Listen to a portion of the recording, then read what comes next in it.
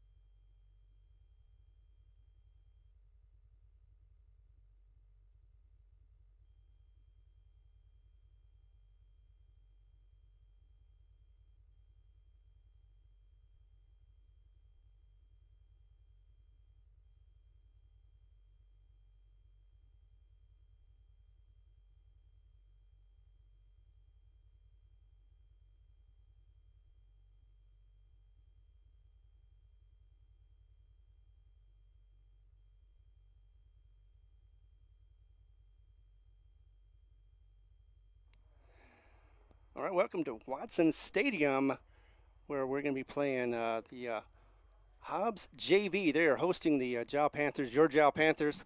This is Ron Gunter, filling in for the incredible Adam. We've got Jackson here with me, though, so I've got half the team, and we'll be able to focus on what's going on in the field. We've got the sun blaring on our eyes, so you're probably going to see a little glare in the video. Do apologize for that, but hopefully soon we'll be. I was hoping for some clouds. Usually, if it does that, then it doesn't get as harsh with the sun. But No yeah, clouds in sight. exactly. Today, no clouds in sight. So for whatever reason, not a fan of this game. But you are a fan, and I'm glad you're here with us because we've got plenty to talk about before the game starts. One of the things is the last time that the Hobbs JV has won against this JAL team, it was all the way back to 2018, August 30th to be exact, and that was a comeback victory for the Hobbs JV, where it was final was 28-26, just like last week when we saw Tularosa come back and make very close. In fact, I was wondering why they didn't kick a field goal, but then I looked at the game and noticed they had not kicked a single field goal throughout the whole thing. They made all their two-point conversions, came back. They actually had about, 4 to 5 minutes, and they made a couple of touchdowns, made it really close, 2 points, or actually 1 point. failed the conversion, though. It went over the head of the receiver. And Jal, of course, was very elated to have that victory. Not only that, it was also their 15th win in a row.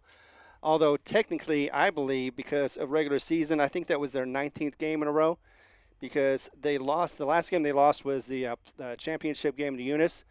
And I go with regular season as well. So you go back to 19 games. It goes all the way back to 2 years ago where they faced Raton and lost 35-7. But as we were talking, me and Jackson, I noticed that this is a not a new team, but it's a different team from last year. Last year was dominant, as you mentioned last week. That a lot of games had ended early. You got to go home at half, basically. Basically, dude. Yeah, but this time around, it's going to be a little different. You're probably going to see all 4 quarters unless somehow Jal just starts to click and find its rhythm, or the Hobbs JV just breaks down. But in this case, I think it's going to be a tight game. It's going to be basically back and forth, and whoever makes the least amount of mistakes, as usual, can win this game. What do you think? I think the same going on with this game. Just like we said, we lost a bunch of our players. Repeating that, but it is going to be a close game, like last game. Yeah. Going tight corners too. How we used to always, win the game real quick and easy, but now it's different, and we got to think smarter too. And Coach Giles said after last week's slight victory, he said that he thinks the team could be in better shape than what it is. And, after the first week, though, I thought it was going to be one of those JAL teams that's just going to roll over everybody. It did a really good job against Centennial. In fact, they beat them 42-20. That was a not even a close game. I thought, well, Centennial, they'll give them a match, but did not. In fact, in the first after the first half, it was 27-8, and I'm thinking, okay, JAL looks good this year. And then last week, they had a good, decent first half, but it was a little slow at the beginning. They didn't score on their first possession like they usually do, but they were able to come back. And Tularosa, though, did something that apparently JAL wasn't prepared for. They gave the no-huddle offense, and pretty much that's what Giles is thinking. That's what's going to happen today with the Hobbs JV. In fact, they did a scrimmage of them about 3 weeks ago, and that's what happened. He said when they scrimmaged them that the Hobbs JV employed that spread offense as well as the quick no-huddle, and that's what usually Hobbs does anyway, is the no-huddle for the varsity. So you expect to see that for the JV because they're trying to groom them to be better for the varsity. And what are the thoughts you have about this game? I'm excited. I'm ready. I'm ready to commentate on this game. I hope it goes well for JAL since, I'm from JAL. Naturally. And they get off the first touchdown every game, because that's how it always been. It's always been like first touchdown, everyone's hyped up, everyone's ready to go, because that first touchdown, boost them up. But at last game, they didn't get that first touchdown, and I believe that's what kind of happened because they got frustrated, and then a bunch of players were really frustrated, couldn't get on the game, and then around the end they started picking it up. But I do hope they do get this first touchdown. I did notice, though, that they do tend to lean on the run, maybe even a little too much, but they do have a lot of great runners that are out there as far as being able to get some yardage. Of course, you've got your quarterback, who is Cervantes. He goes out there and he gives his best as well. He doesn't throw as much, but when he did, I saw that first throw that he did to Rodriguez. No, I'm sorry, to Ario, and it was perfect. It just aired out just perfectly where it was a timed throw, and he was able to get underneath it in the end zone and make that nice completion for a touchdown. Otherwise, all the other they had 4 rushing touchdowns last week and 1 passing touchdown, so that was enough to get them to a 14-0 halftime lead over Tularosa. But then Tularosa just started, like I said, using the quick offense. It kind of threw off the JAL Panthers. I also believe the fact that it seemed like most of them were on the field throughout most, if not all, of the game. I think that doesn't really help or bode for their conditioning either. So they got to be really conditioned, really have a lot of stamina to be able to do every position or all the positions they are doing, and be able to play it right. So hats off to them. I think they're doing a great job. I think this is going to be a close game. And either way, the one thing we're hoping for, no injuries, because the last thing we want to see is anybody injured or, as we saw last week, throwing up on the Yeah. field. We still make fun of him for that, but Yeah, exactly. I mean, it's one of those things where you say, "Coach, I'm okay," and then after the third one, you're like, "Okay, maybe I need to get off the field." yeah, hopefully not. I don't have to move away the camera a couple times. Right, exactly. I mean, it was at first, like I said, I thought when I saw it, I thought he's spitting out water. Then I was like, no, That's a different there was color. there was no timeout. So how could he have that much water in him? Yeah. Without getting a water break. So it was definitely different. You don't see it too often, but when you do, it's definitely memorable. Mhm. I mean, they did get a bunch of water around the start of the game. You know how they had a couple timeouts Right. there, and the managers would just give them water. Just Yeah, and Drink it in. sometimes actually that can be. Sometimes it's a good thing, sometimes it's a bad thing. Sometimes your body doesn't want it anymore, no. and it tends to reject it. So yeah, I mean, luckily though it didn't. It was just worse water. looking than it looked. So yeah, he was able to play. Got back in a couple minutes later. Just coach, bring me back in. You know. Exactly. And this Hobbs JV game, I don't have a whole lot on him, but I do have a roster for him, so at least I can be able to tell you who's who and what they're doing as we about to get into this game. Looks like it is going to be Jal receiving as Hobbs lines up for the kickoff. The black and gold for the Hobbs Eagles, while your Jal Panthers are in white with looks like it's going to be, what's their other color, orange? Blue and gold too. Oh, blue. Oh, sorry. Okay, so it's hard to see with the glare of the sun. Okay, it is gold. So it's going to be black letters, gold outline. Okay, so it's going to be a little tricky at first to be able to see those numbers because with the sun and everything, it kind of takes a moment to adjust the eyes. And we're about to get this game underway. Kickoff. Going to be going Hobbs to the north, Jal to the south. Here we go, and it's a little squib kick. Ooh. Can be caught at about the 43-yard line. And that was pounced on real quickly. And just like that, it is 1st and 10 for the Jal Panthers. I believe that's the 37-yard line, actually. Is it? You're right, 37. Yes, thank you. Got to give you something to do. All right, and as we get my lineup out, we're going to line up with the I formation. Looks like it's going to be singles on the left and right for Jal. And a long count, maybe audible. There's a snap. It's going to 12-2. quarterback option. I think looks that was like- number 2. Andre. Yeah, that would be Rodriguez. And looks like he may have gotten Couple yards right there onto the 45-yard line. 7 yards. So it is 2nd and 3, and I got to get into the score. So let's see. So that's 2nd and 3.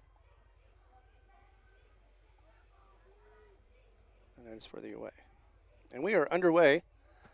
As looks like most of the time, as it was said, it was going to be same formation, single left and right, I formation. And it's going to be handed off once again up the middle. Probably going to be Rodriguez. Or no, not Rodriguez. I think he on the line right there. Ito. Yeah. And looks like he was close to a first down. Let's see where they mark it. There is a little dispute. They may bring the chains out. Yeah, they're going to. Looks like that was an indication to bring out the chain to measure it. And that's what they're going to do. The ball around the 48 or 47 long. Oh, no, I guess they're not. Okay, so it's 3rd and short. I thought they were going to bring the chains out. And if they are, they're doing a very slow job. One of the referees is over there messing with the chain. I don't know if it's come up undone or not, but it's giving a breather either way early in this game. It's 11:42 in the first. And we haven't even had a first down yet. Started the game too, and sun's out. Hopefully goes down. Well, it's gonna be in the way for about an hour, and it's gonna get worse, not better. At least you don't have the Did window. bring the chains out. Yeah, They finally brought him out. Let's see what the measurement's going to be. It looks like it's going to be a hair. Bring it down. There. No, it's more than a hair. Not a first down. Yeah, it's about a quarter yard. So it's going to be 3rd and short. Make it a 1.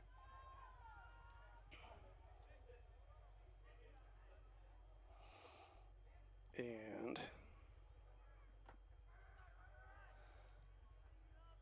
let's see. So yeah, they're going to be lining up once again to get the 3rd and short. This is something that is in their wheelhouse, their bread and butter for the Jal Panthers. Here you go, setting up for the snap. Yes, and the clock is underway. 11:37. And it's going to be a one handoff to the left this time. No, it's going to be a keeper as he does make it and more. Looks like he made about 8 yards. A trick to me. I thought he did pass the ball. Now that's the whole goal, is to make sure that the defense thinks it's going one way and you take it the other way. So he went to the left, was able to hit a hole and get up into almost to the secondary. But that was definitely more than enough for a first down for the Jal Panthers. So first down, Jal. As we continue on, they're back into it. Got a receiver on the left, receiver on the right. The right one is actually back a little bit, so we've got a running back in the backfield. And it's going to be handoff again for a couple of yards before he goes forward. And Hobbs Eagles all over him once again to be able to slow him down just to a couple yards to make it 2nd and.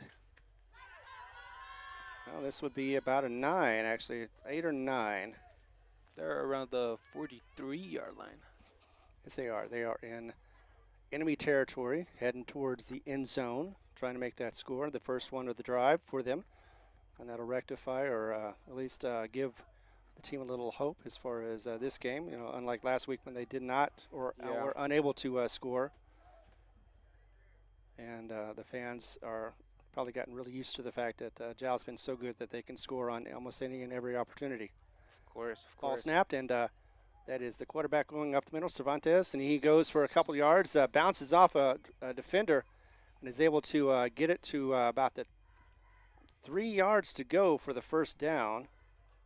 Around the 38-yard line. So that would be about a 4-yard gain. So they're just chipping away slowly. They're content with the running game. We knew that was going to happen. They don't pass very often. In fact, last week he had a couple of touchdowns, or he had 1 touchdown pass.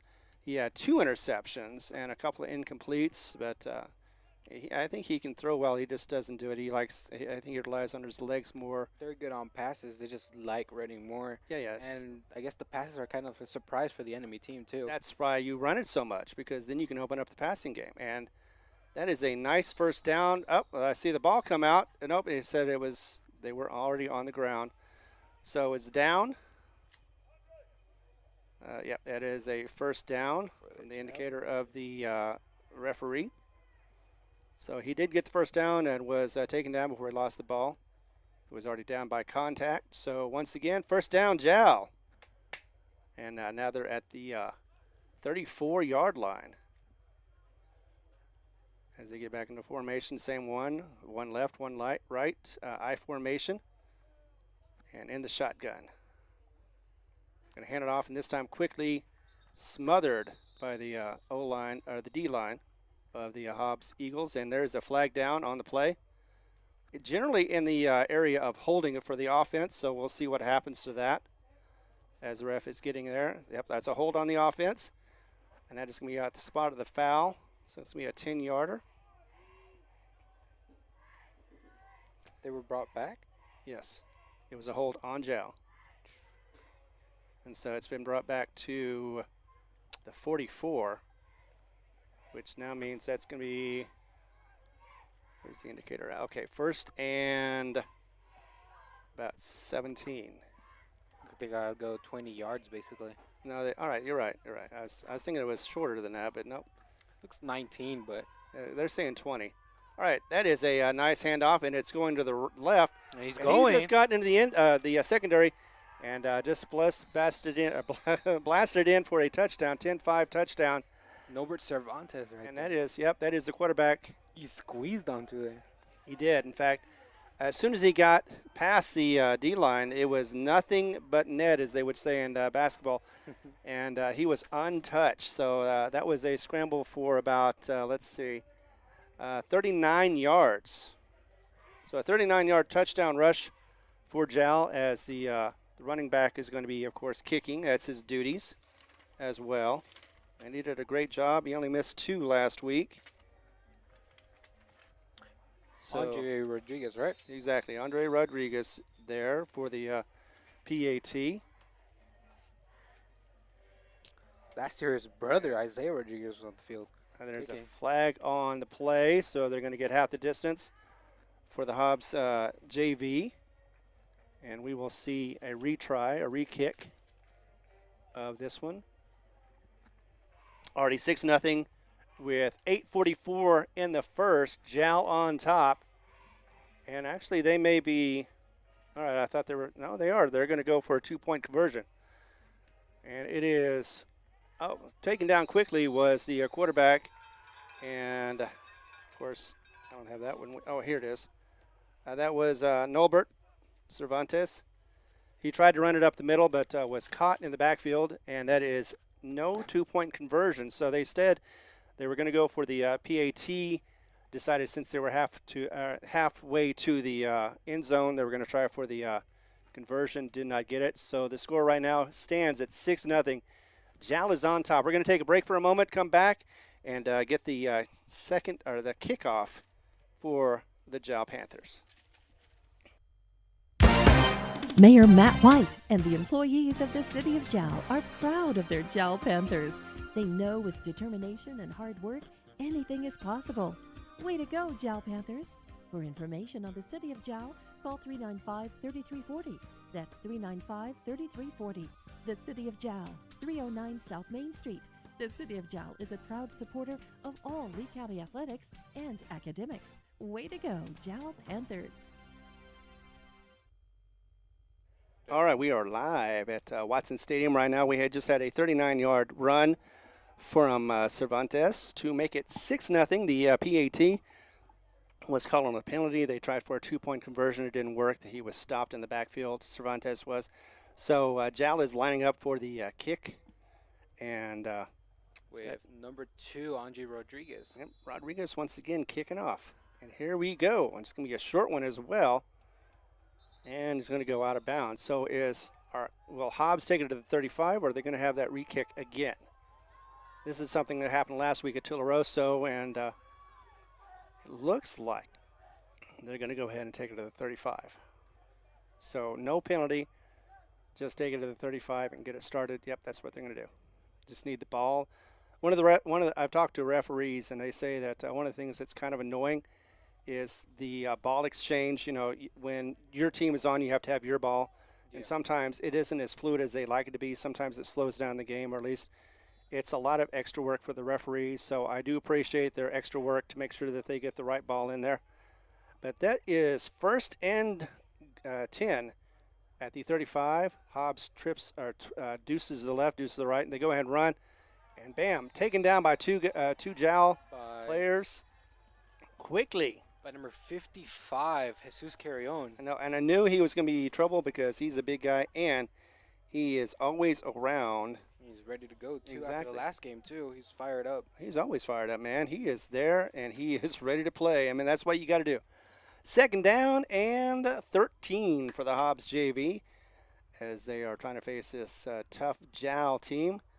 The secondary, I've heard from Giles. Giles said it needs a little work and has been exploited, but that is up to Hobbs to do. Oh, there's a fumble on the exchange and ended up taking it, and he ran. He did not get a loss. Instead, he got a gain of about 5, looks like. On the 38-yard line, I think. Yeah. In any case, he actually got back to the line of scrimmage and made 2 yards to boot. So now you're looking at 3rd and 8 as the players of Hobbs are looking across over to the coach to get the signals. While Jal is ready, looks like they're in a 4-4-2 or 4-5-1. I don't know. It's a lineup to where it looks like it's a zone. They're showing blitz but backing off. And this definitely looks like it's going to be a pass play for Hobbs. Goes back to pass as there is a flag on the play as well as a tackle. So they probably won't take this flag. It's probably going to be holding against Hobbs. And it's 3rd and 8, so that would make it 4th and 8 if they don't take it, or actually 4th and about 13 again. Yeah, and without the penalty right there, looks like 58, Cash Taylor and Jesus Carrion again made it through the lines to go to the quarterback. And that's the other person we're probably going to be talking a lot about is Cash Taylor. He has done some great work for this Jal defense. He is one of those that you have to make sure that, you may have to double team, but that's the other problem too, is if you double team Cash, then you got somebody else who's going to be open. Yeah. And you can't always do that. So you're going to have to do it as best you can, or maybe just get quicker as far as your delivery.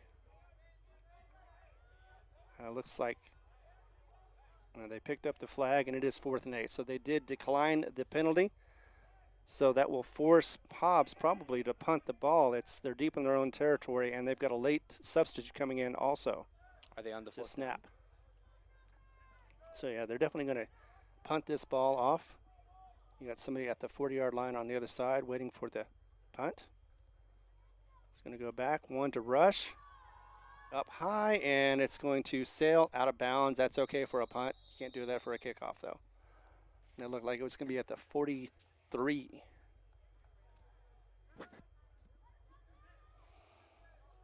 Unless I just didn't see it because of the sun. They're doing a more of a backing up 33. So Jal has the ball, 1st and 10, at their own 33-yard line. Already up 6-0 with 7:17 to go in this first quarter. And I'm so glad you're here. This is Ron Gunner. I'm taking over for, I'm replacing for just one day Adam, but I have Jock Sun next to me, so it isn't all that bad. As looks like the I formation for Jal as they're lined up. They're getting their players. And here it goes.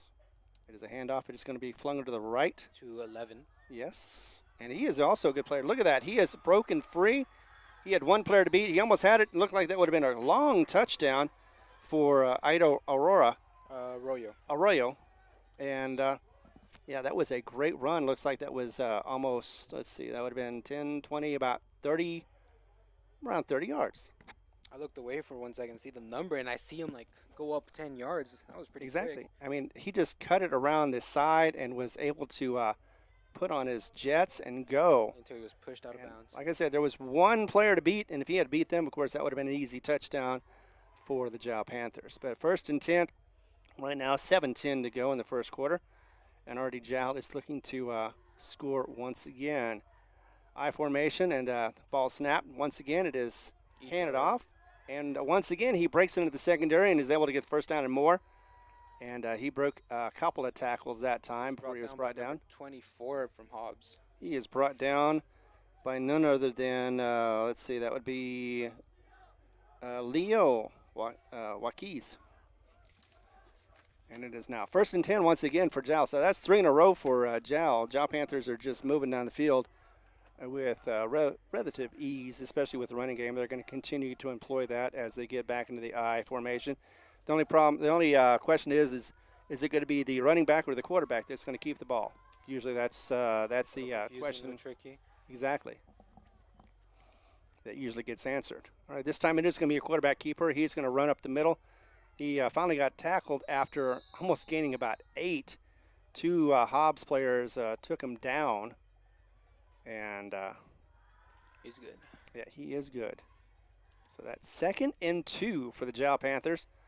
Can't see what yard they're on from over here because we're a little slanted. Well, no, the thing is because of the soccer field, the way they have it. It's on the 12, but I know sometimes it gets a little confusing as to which lines you need to look at. Yeah. So it is on the 12-yard line, 2nd and 2. And once again, I formation for the Jal Panthers.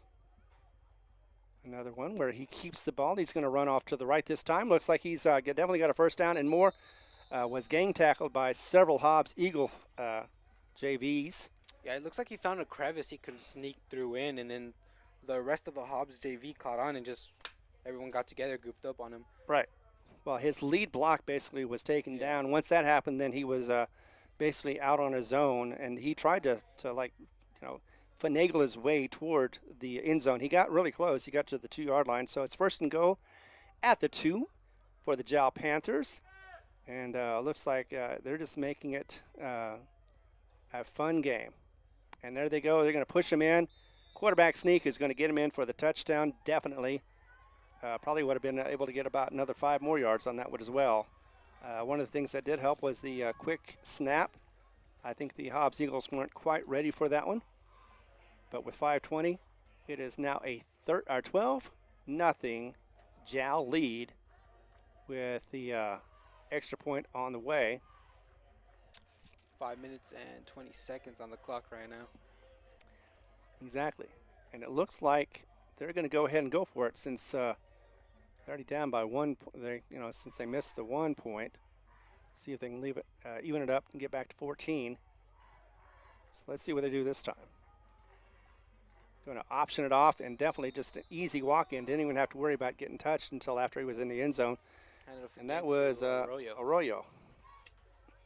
So Arroyo running it in for that 2-point conversion now makes it 14-0, 5:20 to go in the first quarter. You're listening to Jal Panther Sports on your YouTube station. I hope you enjoy it, and we'll be back in just a moment.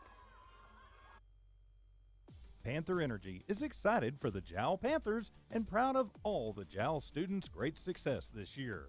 Panther Energy is your one stop for construction, dirt work, and environmental remediation. Panther Energy, 1179 South 3rd Street in Jal, or call 575-395-2654, 575-395-2654 for more information. Panther Energy, a proud supporter of all Lee County athletics.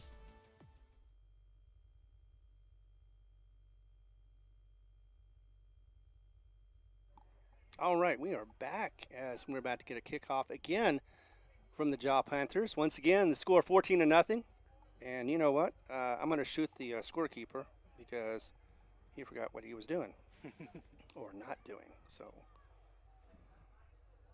Go for the kick, Andre.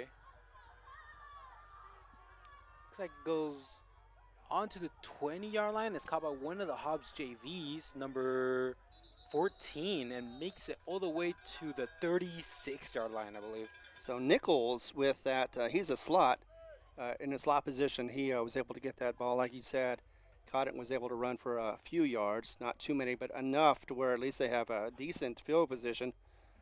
And definitely going to need to do something, or at least see if they can get the ball moving. They don't even have to make a touchdown. It is still early in this game, but they would probably like to see something out of their offense. I know they haven't been playing very long together, but that's what JV does sometimes. As the ball is hiked, they get back. It is thrown, with a defender on him, and luckily that was not intercepted because it was all Cody Vargas was right there. Could have caught that one, but instead it dropped out of his hands, and that is going to just be an incompletion instead of a possibility of a first and goal, because he could have ran for a while after that one. Yeah. He is a good runner. But, yeah, instead it is 2nd and 10 at the 34 for the Hobbs JV, and they just need to, before you throw, you need to see if there's anybody out there. I know it's easier said than done, but that is something that he needs to learn as well. There's a snap. He's going to go for a pass to number 11. Stopped around the 50-yard line, right there in the middle. And that was that was caught by Braddock Beatty, which is actually the brother of the quarterback Beatty for the varsity. But that looks like it's going to be a first down. Yes, it is. First down for the Hobbs JV as they move it to the 50-yard line. Something they need to do, a little confidence boost, see if they can test that secondary of the Jal Panthers. As Jal is ready and Hobbs is set up to the left, to the right, one in the back. Let's see what they do, whether they're going to pass or they're going to run it. This is going to be a run play. And it got stopped before the line. He was able to get forward progress to get possibly half a yard for the Hobbs Eagles.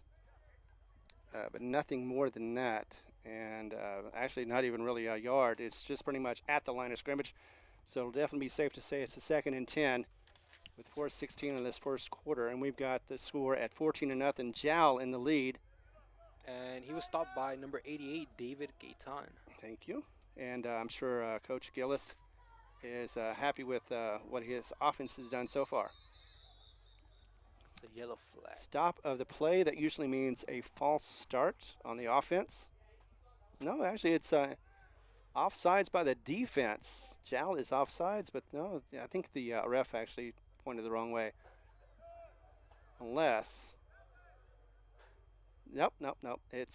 It wasn't the head judge that did that. It was 5 yards against Jal. It was walked off the wrong way. Now it's walked off the right way. We've seen this before. Confusing. Yeah, I don't know why. Maybe it could have been one of those things where you get confused left, right. I always hear that you can confuse left and right, but nobody really ever confuses up and down. Yeah. So all right, so we're going to go with 2nd and 5 after that penalty. And I noticed also that penalties are not usually friendly for Jal. So No. They really are targeted a little bit, but sometimes they just go over the line. Looks like they were stopped again by the Jal Panthers. Looked like a suplex right there by number 2, Rodriguez. right. And that is called a coverage sack because quarterback was back in the pocket, could not find anybody to throw to, and by that time his coverage broke down, the line broke down, and he got sacked. Looks like that's going to be a big loss of about 8.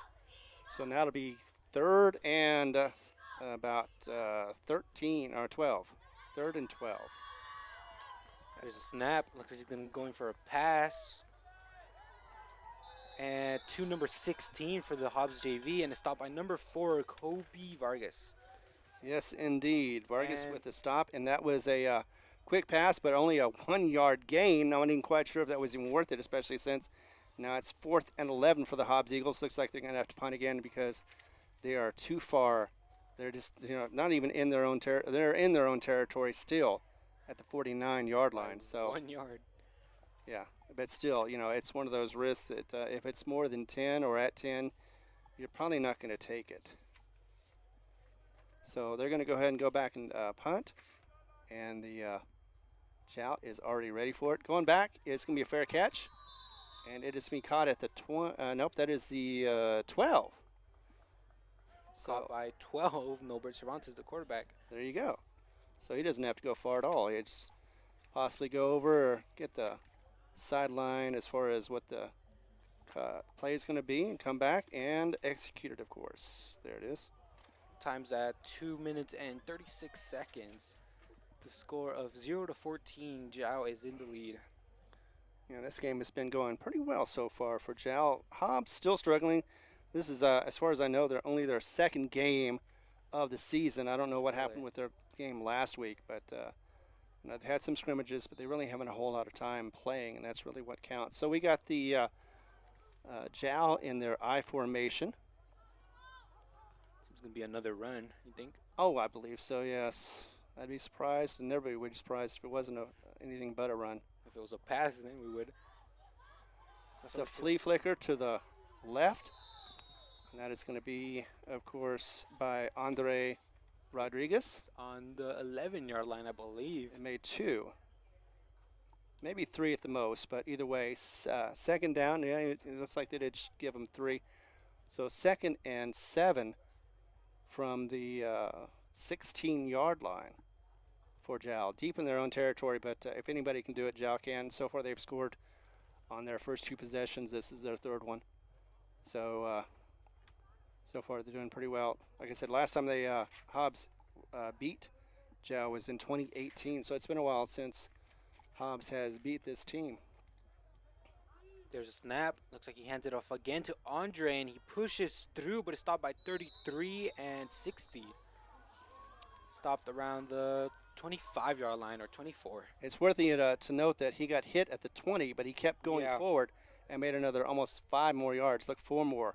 So definitely a first down for the Jal Panthers. So once again, first down, Jal Panthers.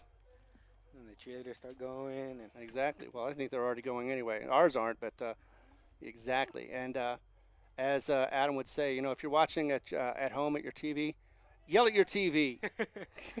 get hyped up, scream at them. I know, right? I don't know if it's going to help or not, but And make sure you also hydrate afterwards. Don't strain your throat. All right. So we got an I formation for the Jal Panthers as they are set. And Got about 7 on the clock. There we go. snap It's pass going to be a full. fake, and he's going to run up the middle. Going to be able to get 10 and more, actually almost 15 looks like, from the fall forward. Just able to get past the defensive line of the Hobbs Eagles into the secondary and make his feet do all the rest. And actually that was about a 13-yard gain, but either way, it's first down, Jal Panthers. Right on the 38-yard line, correct? Exactly, 38-yard line, and continuing to move forward against this Hobbs Eagle JV team. Going to set up once again on the I. Looks like they're the receivers are getting closer and closer into the line. Get better blocking. Snap. Fake right there. Exactly, and this is going to be, could be all the way. He's at the 30, 20, And 10. He's got one man to beat. He did. Jal Panther touchdown right there. Looks like they almost did. I don't think they could have caught up to him, honestly, because he was running pretty fast there. Yeah. And there was no movement of going fast or slow. He just stayed consistent right there. And makes it to 0-20. Jal Panthers are in the lead right now. Indeed they are. And that was what, about a 65-yard run. All the way from the 43? So close. Yeah, because you got 50 and then you got 60. So no, it's about 55 yards. So okay, so we got a 55-yard run from your quarterback as we're back to get, should be, well, I thought they were going to line up for a kick, but instead they're going to go for the 2-point conversion. It's going to be a quarterback sneak, and they're going to plow it in for the 2 points. So Jal is up right now with 1:10 to go in this first quarter. It's the first quarter still, and they are up bigly, as somebody would say, 22-0. You're listening and watching Jal Panther football. We'll be back in a moment to tell you more about what's going on, but here is some words. Iron Horse Sports Grill is now open. Burgers, wings, steaks, salads, pastas, oysters, and tons more, all delish. Check out their full online menu on Facebook under Iron Horse Sports Grill. Open Monday through Friday from 6 a.m. to 9 p.m. and Saturday from 7 a.m. to 3 p.m. For takeout orders, just call 395-2109. That's 395-2109. Iron Horse Sports Grill, a taste you'll remember. 204 East Kansas Avenue.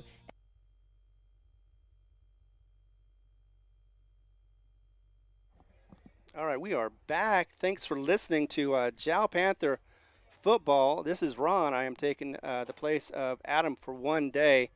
That's probably as much as I could do because, nobody can replace Adam. And, of course, we got Joxon to my left. He is taking care of the camera work and everything else as well. He is my eyes. I bet you Adam's going to get a little mad at you because sometimes you're not his eyes. The camera's a little pixelated, but right now the Hobbs Arena is like really high up, the stadium. Right. See pretty well up here. So that's good. That's good. All right, as we're about to get this kick lined up and kicked, it is off, and it is going to go out of bounds. Once again, the penalty flag is up and running. So it's the question of, are they going to take it at the 35, or will it be kicked again 10 yards back?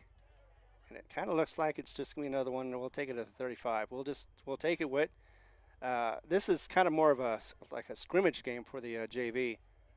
And, you can kind of say the same thing about Jal, too. They are playing above their weight class, Jal is right now, as far as being able to, they know they're a good team. I think this is more of a just getting everybody on the same page, especially after last week with Tularosa. They just want to make sure that no breakdowns happen again. I'm expecting more for Hobbs right now to start running the no-huddle offense. See if they can get Surprise out of Jal. Yeah, see if they can catch them on their heels, so to speak. So it is the 35-yard line, 1st and 10. Hobbs gets the ball and hands it off to he runs to the left and gets tackled, but not before he gets close to first down, if not the first down. He's number, can't really see, there's a bunch of people. I know. 6. 6 is going to be Brandon Baggett. So Brandon looks like he has, made that first down. So first down, Hobbs Eagles, as it is going to be one of their, I think it's their second first down really of the game so far. They haven't been able to move too much, but they've been getting better each time as they get the ball. As the sun goes down, the glare is getting worse. I know. So that is being a long pass, and that is going to be caught, or maybe not. Looks like the ball actually squirted out at the last second. Yes, it did. That would have been enough for a first down and more. It would have been a 13-yard pass. Would have been great. But did he catch it again, or did it just? I think what happened was I think he had the ball, but when he hit the ground, Yeah. it looked like it squirted out, and that was Lanton Nichols, who is the slot receiver. So, yeah, so great pass, unable to catch it, not because he was trying to run. It just he could not trap it with his body. So second down. So the handoff back to number 6 right there, and he Exactly. makes it pass for another first down. Is brought down around the 45-yard line by 88, David Gaitan right there. That is a 20-yard gain rushing-wise, and that is the biggest gain so far for this game for the Hobbs Eagles, as they did move it into enemy territory. First and goal for the Hobbs JV Eagles.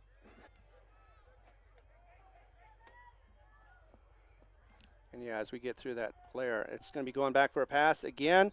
Short one this time. It looked like it went to another receiver that could not quite get to it. It looked like it was a wobbly pass anyway, so it didn't have much of a chance.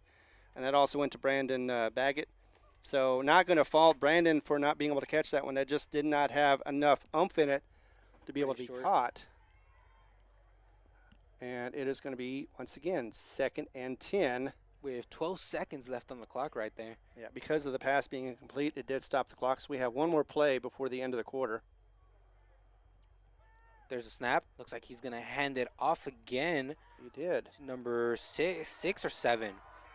It is. Either way, right now, he's got a good, nice run. Number 6. Yep, that is going to be, once again, that is Brandon Baggett. At the 25-yard line or 24. So it looks like they've got it at the 23. 23-yard line. That was enough for a first down. So first and 10, and that is the end of the first quarter. And once again, I'm going to talk to the guy that's doing the scoring. As we get into the first quarter ends, the score 22-0. We're going to come back in just a moment with more action as we hear from our sponsors. When you want an old-fashioned meal that hits the spot every time, you have to try Nana's Cafe in Jal. Nana's Cafe is known for their delicious home-cooked meals. Whether it's breakfast, lunch, or dinner, you'll never be disappointed. Call 395-2132. That's 395-2132. Nana's Cafe, 301 South Main Street in Jal, is a proud supporter of the Jal community and Jal athletics. Everyone from Nana's Cafe is cheering you on all the way. Jal Panthers.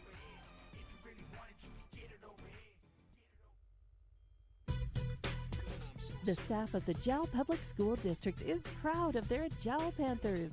Those late practices, hard work, and dedication paid off. Go Panthers! Jal schools have continually provided a quality education and safe environment for the students. Jal Public School System is on the move. Are you ready? Jal Public Schools, another proud sponsor of all Lee County athletics and academics. All right, welcome back, and we are at Watson Stadium, where right now we're just starting the second quarter, and it is Jal up 22-0 over the Hobbs JV, but JV has been moving the ball, and they're at first and goal. They're almost in the red zone right now. They're at the 23-yard line and threatening to score. Jal, of course, having something else to say about that. They're going to throw back, and to get that one, looks like that was a quick pass to 7. Ortiz. I thought that was number 1, but if it's 7, then that's different. Then that would be Manuel. No, yeah, that's it would be 1. Ortiz got that ball, and that is close to a first down. Let's see where they mark it. Yep, close to a first down. It was 9 yards, so a 9-yard pass for the Hobbs Eagles. And speaking of which, number 17, that's the quarterback. That's Benton Lee, as he is passing. He is back in the shotgun position once again. He's going to hand it off. 6. Actually, no, he took that on his own, and instead he gets handled quickly, and that was by Austin Giles.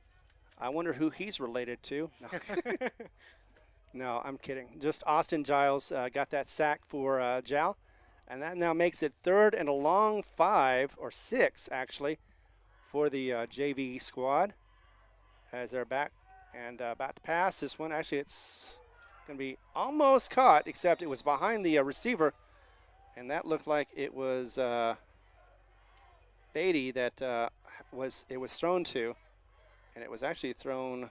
Yeah, that was by Benton Lee. So Lee to Beatty, unable to connect. So now it's 4th and goal, and they're going to go ahead and go for it because they're down by 22.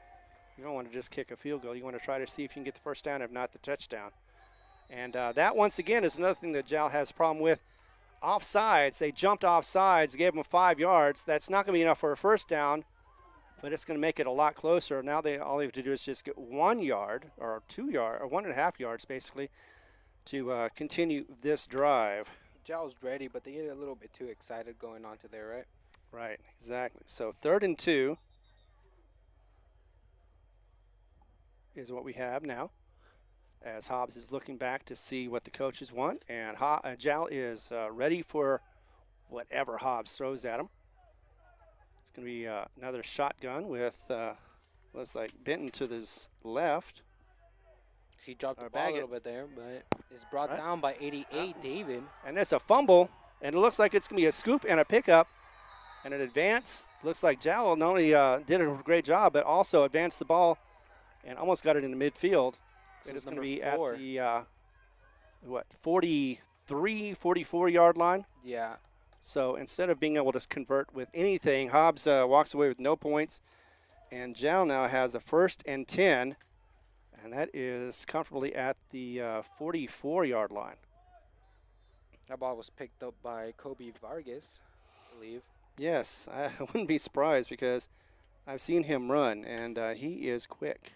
And he got it in stride, too. That was the other thing that helped him out a lot. He was able to not only get the ball, but get it in stride and get another about 10 yards before he was taken down.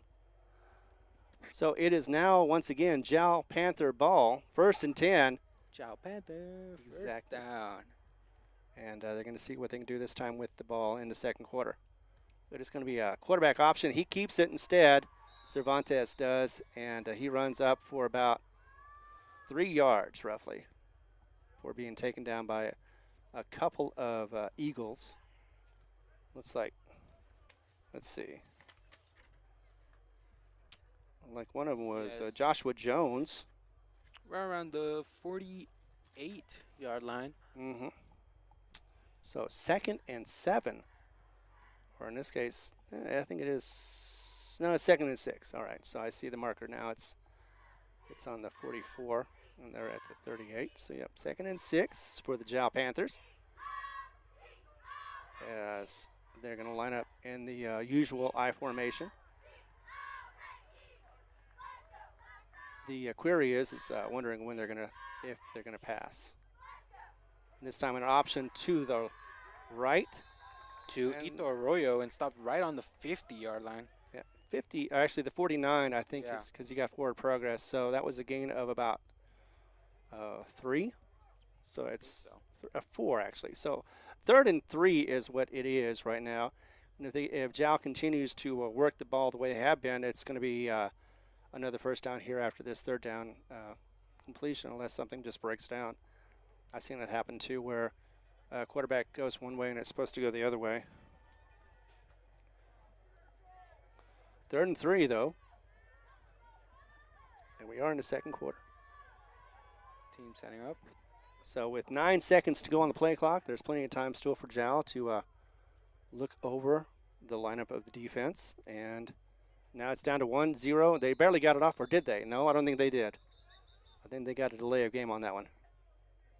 It's funny how when you see things, sometimes they play out that way. Yeah.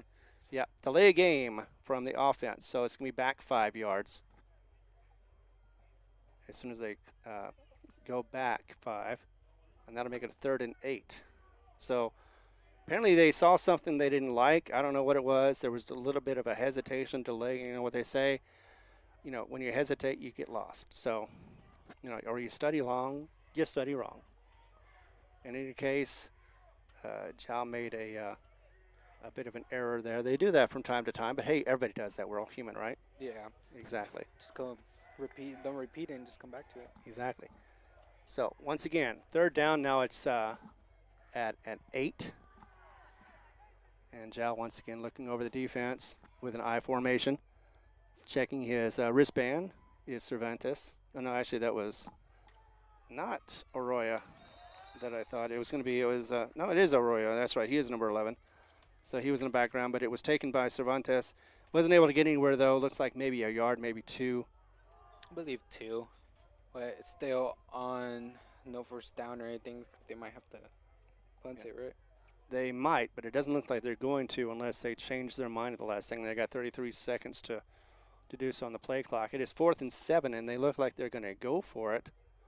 And at this point, you know, some people say that punts, or it's better to go on 4th down than it is to punt it. It just doesn't make any sense to some people, and that seems to be either that or they're trying to see if they can get the defense to jump off sides. Yep, that's exactly what they were trying to do.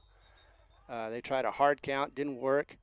Hobbs looked like they might have bit for a second, but they didn't really jump anywhere, so that's when Cervantes decided he needed to take a timeout, and they need to get the kicking team out there to punt the ball. It is 8:35, and you know, as we look into the sun and watch this game, 22-0 so far, and I'm sure this is pretty much. Is this how you thought it was going to go? Honestly, after the Tularosa game, I thought they were going to go back to that same game repeat, but so far it's what we always expect from the Jal Panthers. First game, touchdown for the first quarter. That's what we always expect from them, and they always deliver. Right. So that's a really good refresher after the Tularosa game. And I'm not going to say it's cool out here, but it's a little cooler than it could have been from the weeks past. And definitely going to be one of those things that you got to worry about in the second half. You know, one of the things that was brought up was possible fatigue. You know, you got these players, like I said, they're out on both sides. They're playing offense and defense in the heat. And those uniforms, they are not the coolest of them all. They may look cool, but they are definitely not cool. They're hot inside. And so it's conditioning that will help you avoid fatigue. Also, of course, hydration will help you as far as that. I think there was a couple of cramps. Yeah. Or backfire, yeah. If you drink too much and too fast, then yes, you will definitely, your body will say, that's enough. We need to expel some of this water. As the sun goes down, the glare is getting worse, but soon it should just go over the trees and stuff like that, so we should get better camera too. Exactly. Not trying to make excuses. It's just facts. And we're on 4th down, and it looks like they may actually still want to go for it as they are still lined up in the I formation. 4th and 7 is the key as the O-line is getting ready. They're doing a lot of pointing, maybe trying to confuse everybody, and that is going to be stopped. Possibly, all right, so yes, somebody shuffled their feet, and that is going to be a false start. So taking back another 5, and they're just, so far that's 10 yards back. They were at 4th and 3, and now they're at 4th and 12. It's not looking good. Or at very least 11, so yeah, so what their goal was earlier may have changed a little bit. Again, not sure if they're going to punt or not, but so far not showing it, and they may be one of those teams that likes to be deceptive until the last second. They've got 5, so they got to quickly hike the ball if they're going to get past this, and they do, or not. Nope, I guess not. Another timeout. No, it was a timeout because it was like at 1 second. When I last looked over there, it was 1 second before the play clock went out. Jal used their timeout. It's their second timeout, huh? From what I see, it's their first. Is it? Yes. Unless they're not keeping up with it. I know that's, well, so we'll say at least 2, if not 1, but right now it's showing on the clock or on the scoreboard 1. So let's take a quick timeout. We'll come back and get you more Jal action right here as you're watching it on YouTube. Jal Dental and Medical Clinic are proud of their Jal Panthers. Success is not an accident. It's hard work and perseverance. Jal Dental Clinic welcomes you to check out their new facility at 423 South 3rd Street. For more information, call 575-395-2205. The Jal Dental and Medical Clinic will serve patients in rural communities, making dental services and preventative care easily accessible. The Jal Dental and Medical Clinic are proud to sponsor Lee County Athletics. All right, we are back. Thank you very much for watching us. This is Jal Panther. I am Ron. I am taking over for Adam for one day, and Jackson is right with me. Of course, Tiffany is monitoring us. As the snap is back on fourth down, it is going to be a long heave. It is a little short, though, and it is covered. Whether that's going to be a PI or not is going to make a difference. But that was Arroyo who was up to catch the ball. It was actually underthrown a little bit. It looked like it was underthrown as well. And pass of the trying to see if there's any laundry on the field, but I don't see any. I think I see one right there on the 30. Oh, yes. So let's see what the call is. See where the ref is. There he is. He's trying to find the head ref as he is about to make the call, I hope. If that's the case, it could be. Right now they got fourth down. And okay, there is a change. They're walking it off. So it was against Hobbs Eagles. It is going to be an automatic first down because it went beyond. So that looked like it was a hold. In any case, though, it is going to be Jal Panther first down. And they are now on the 48-yard line. Or no, 43. 43-yard line. So first and 10 for the Jal Panthers as they got out of a fourth and long. With 8 minutes and 5 seconds on the clock. Quick handoff. Looks like that was to Arroyo from Cervantes, and that was a quick takedown by the defensive line of the Hobbs Eagles, trying to get back after that long first down with a penalty. And that will make it, actually it was a loss of a yard for the for Jal. So that'll make it 2nd and 11. As we are now 7:37 in this first half. So Jal gets out of their huddle. And let's see, it looks like it's going to be the I formation. Hobbs ready defensively. As it is now 10 seconds on the game clock. Another handoff and up the middle. He got past the line and actually bounced around and was able to get to the outside. And it looks like he's going to be able to. By number 2. Yes. Oh, that's. Rodriguez. Yeah, Rodriguez. He had 2 scores last week and made that. It was actually going to be a short run. Was able to bounce to the outside and be able to make that. Looks like it was. Unless there's a flag. There could be a flag. There is. Because nobody's moving up. 20-yard line. So it was a hold on Jal. That was the reason why he was able to get out, too. So hold on Jal. Takes that back. He was down to the 10-yard line or near the 10-yard line. Instead, they're going to be going back to about probably the 50. It looks like the ball was just set right on the 40. Well, in any case, what the thing is this: on a hold, they mark it off where the hold was. Yeah. So apparently it was at the 30 or so because now they're at the 40. It is now 2nd and 8, a manageable 8 for the Jal Panthers, as they are about to get the ball hiked to them. Another handoff once again. And this time, no, it was a keeper. So Cervantes tricked me even. Makes it all the way to the 25-yard line. Exactly, and that was another first down. We had a Panther down for a moment, but he did get up. That is the incredible Jesus Caron. And he was able to get up. It just, sometimes when you get down, it feels nice. You don't want to get up, right? Yep. But it is a first down, and they are down to the 25 for the Jal Panthers. Once again, moving the ball with fairly good ease. In fact, they've had, I know one pass that did not make it for the Jal Panthers, but still, they're using their running game and doing it well. I knew they had several running backs that can definitely. We've got pretty quick people on this Exactly. team. They can definitely make those feet work for them. Taking a little while. There's 10 seconds. Getting set up. Oh, and fumbled the ball and was able to get it, though, to get a nice bounce. But Hobbs, though, on top of it. And I did not see who got there. It looked like it was possibly Samuel. Oh, Sam Zimbardi.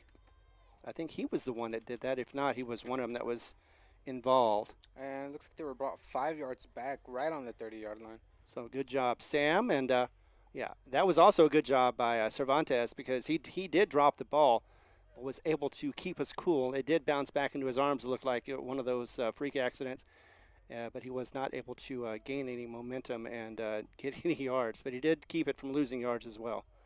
So 2nd and 15. Looks like he keeps it for a little bit, passes over to Andre. Andre passes 30-yard line, but is brought down just 2 yards from going further. Quarterback option was definitely something he needed to do. If he would have kept that ball, it would have been a definite loss.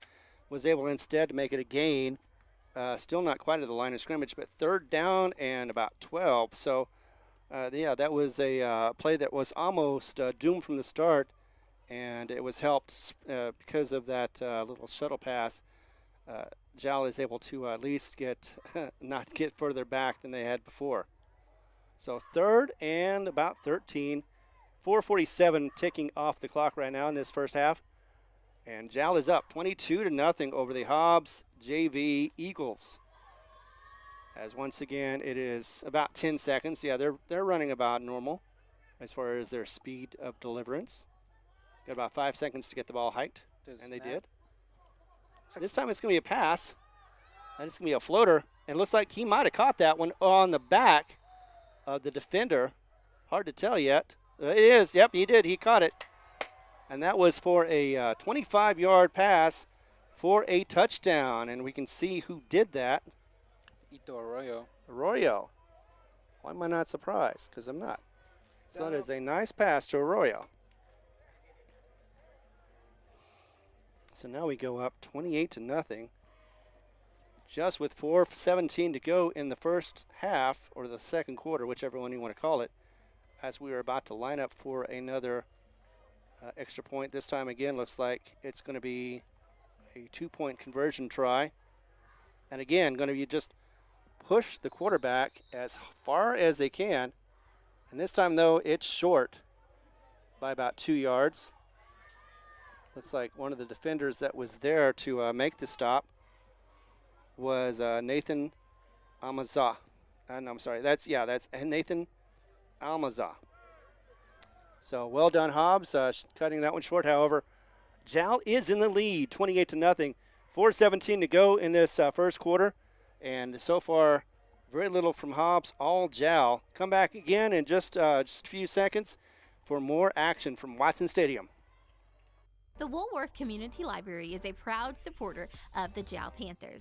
They are excited to have their kids back into schools and in sports, all while staying safe. The Woolworth Library staff encourages you to swing by the library and check out all of the cool stuff just for kids. Great reads for all ages. Call 575-395-3268 for library hours and online resources. The Woolworth Library, a proud supporter of Lee County Athletics. All right, welcome back. As we are getting ready for action, let's go ahead and get the sponsors that have supported us so well for Jal Sports. Here we have the City of Jal, Panther Energy, Iron Horse Sports, Nana's Cafe, Jal Schools, Jal Dental Clinic, Woolworth Community Library, Panther Drive-In, and Eunice Pup and Supply. Thank you very much. You're welcome. All right, as we get back, of course, the kickoff is going to happen. Jal is lining up the ball once again, putting it on the tee, making sure it's smiling at him as he is about to kick the ball. And that is, isn't that the running back that does the kicking duties as well? Well, that is going to go all the way into the end zone for a touchback. So no run back is going to be possible for the Hobbs Eagles, as they have 4:17 left in this quarter and a half to see if they can make any progress, any headway to make a little dent in this 28-0 Jal lead so far, as both sides are getting lined up and ready for the next play. Oops, that's right. Here we go. It is going to be at the 20-yard line. where Hobbs is also lined up, but they've got two to the left, two to the right, and they got one in the back. Looks like he hands it off to number 23, which did not make any yards. Looks like they went back a little bit, right? No! Seamus Wright is still on his feet. He made that minus into a plus. In fact, he got in about 15 yards, and that is going to be good, definitely for, unless there's a flag on the play. There is a flag on the play. Let's see where that's going to take off.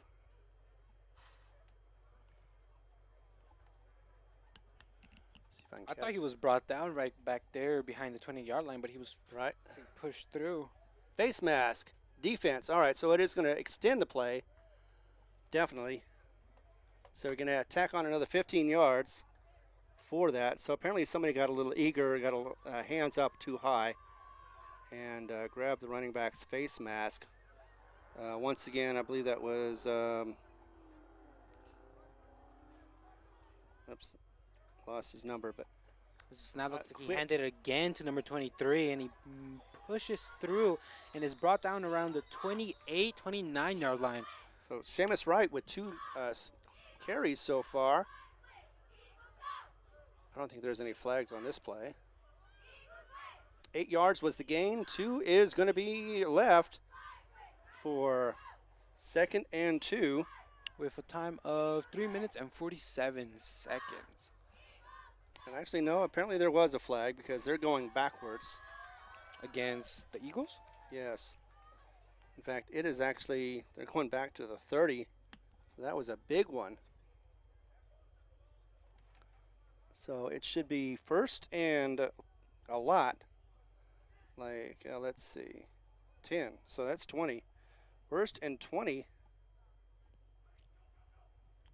And Hobbs waiting is right there. on the clock. See what they do Snap here. looks like he hands it off again to 23. Yes. And he's brought, and I think he's just Fumbled. He just fumbled, and either way, the Panthers got the ball. Looks like. Yeah, that was a run up the middle. I think Weddle went in for the tackle and grabbed his leg right there, and he just tripped over too. But yeah, that was Seamus Wright who had the ball this time. This time around, he fumbles the ball. Jal jumps on it. It is on the 31-yard line, and it is first down For the Jal Panthers. So just when you thought it was getting kind of easy for Jal, Hobbs makes a mistake in their own side of the field and gives An opportunity. gives Jal an opportunity and a gift. So let's see if they can convert 31 yards away. It's going to be a quarterback shuffle and a pass. Ito. Yep. And he's pushed He's out of bounds. It's going to be close to the first down already. He is that fast. Around the, I think it was 22, 21-yard line. Yeah, let's see where they mark it at. Yep, at the 21-yard line. And that is 0 yards right there for a first down. And it's going to be, well, it looks like they're going to mark the, actually, well, the one guy was going to move, but the other one isn't. So, yeah, they're finally moving it. So take a moment to do that. First down, Jal Panthers. It's quick, too. Exactly. 3:10 to go in this remaining first half. And already Jal is near the red zone, threatening once again in the I formation.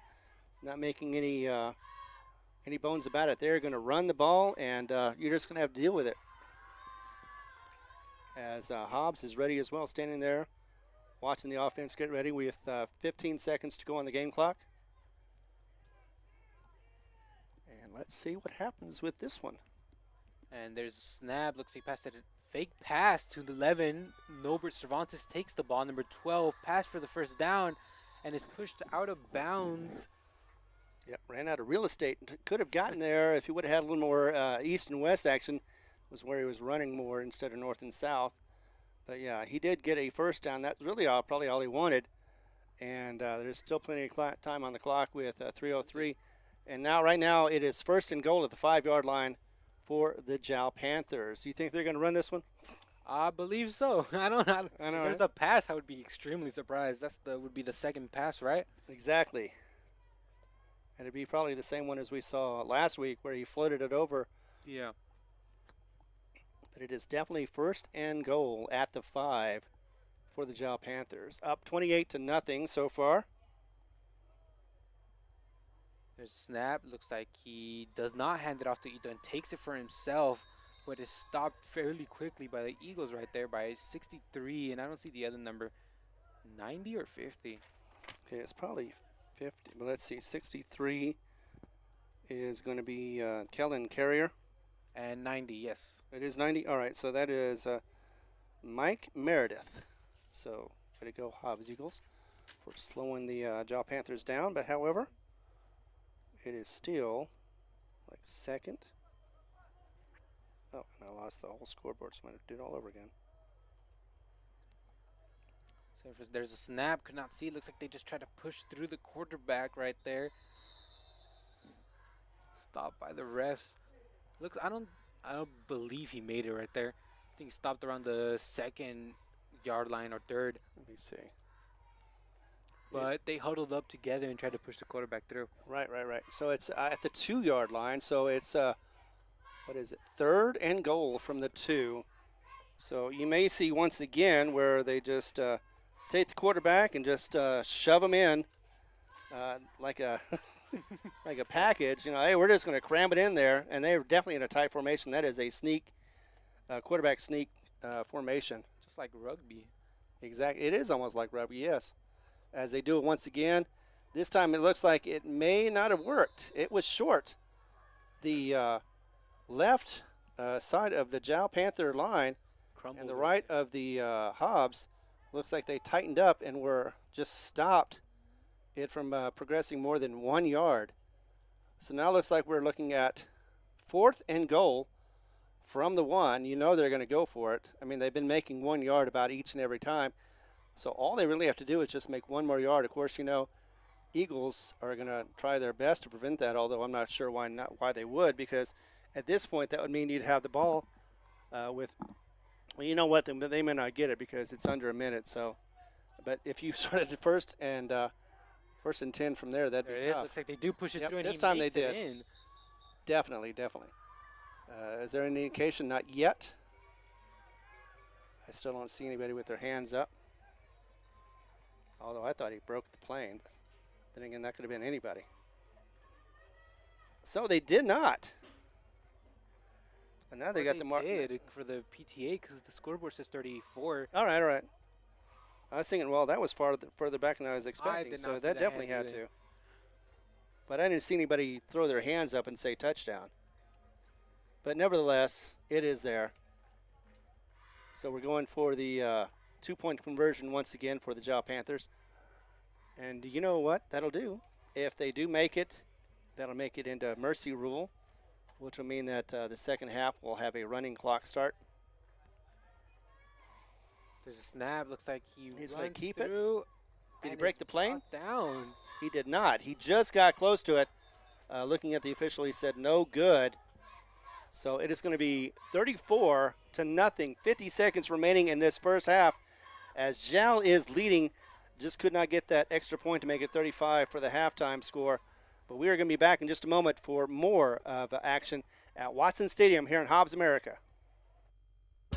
If you're tuning in right now, you're in for a treat. And Panther Drive-In has lots of them. You may know them from their delicious burgers and fries, chicken strips, steak fingers, or if you have a sweet tooth, ice cream. Panther Drive-In has a broad menu. Open Monday through Saturday from 9 a.m. to 9 p.m. Call 575-395-2173. That's 395-2173 to place your order. Panther Drive-In, another proud supporter of Jal Panthers. All right, we are back at Watson Stadium. Once again, my name is Ron Gunner. I'm taking the place of Adam as best as I can. Of course, Jackson is here with me as well, doing some fine cam work and some commentary as well to help me out. So we do appreciate that. I'm sure you do as well. You know him oh so well, and that's the reason why you tune in. But we are definitely going to make sure that get this game called correctly as we are having 50 fun. Seconds on the clock for the Jal Panthers and Hobbs Eagle. Apparently I got to clock out and get back into the box score. So we do that real quick. Also, lining up for the kick. For the kickoff, we only have 50 seconds remaining in this half. So Hobbs not a lot of time to deal with. They may just sit on the ball and go into the halftime as well. But this is going to be a nice return for about 20 yards, going up to the 35, which it was carried, looked like, by 35. That would have been Ricky Gonzalez for the Hobbs Eagles.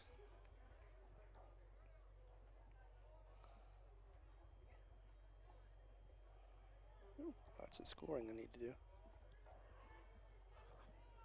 All right, and once again, let's see, are they going to sit on the ball with 41 seconds, or are they going to try to do something? Because if they need to, they're going to have to throw the ball, and they also have, I think they have all 3 of their timeouts, so that's not an issue right now. Time is not an issue. It's just a matter of time, matter of what they do with it at this point. But they do look like they've got trips to the left, one to the right. He's going to throw to the right, and he is going to be short. In fact, it's going to be intercepted. And that looked like it was Arroyo that did that interception. And it was a nice one, too. It was just underthrown. Actually, it didn't quite get the number of the Hobbs Eagle that he was throwing it to. However, it did not get to him. It did get to Arroyo.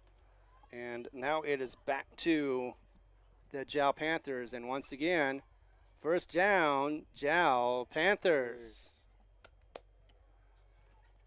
So we've got now 35 seconds remaining as we are set up at the 34-yard line.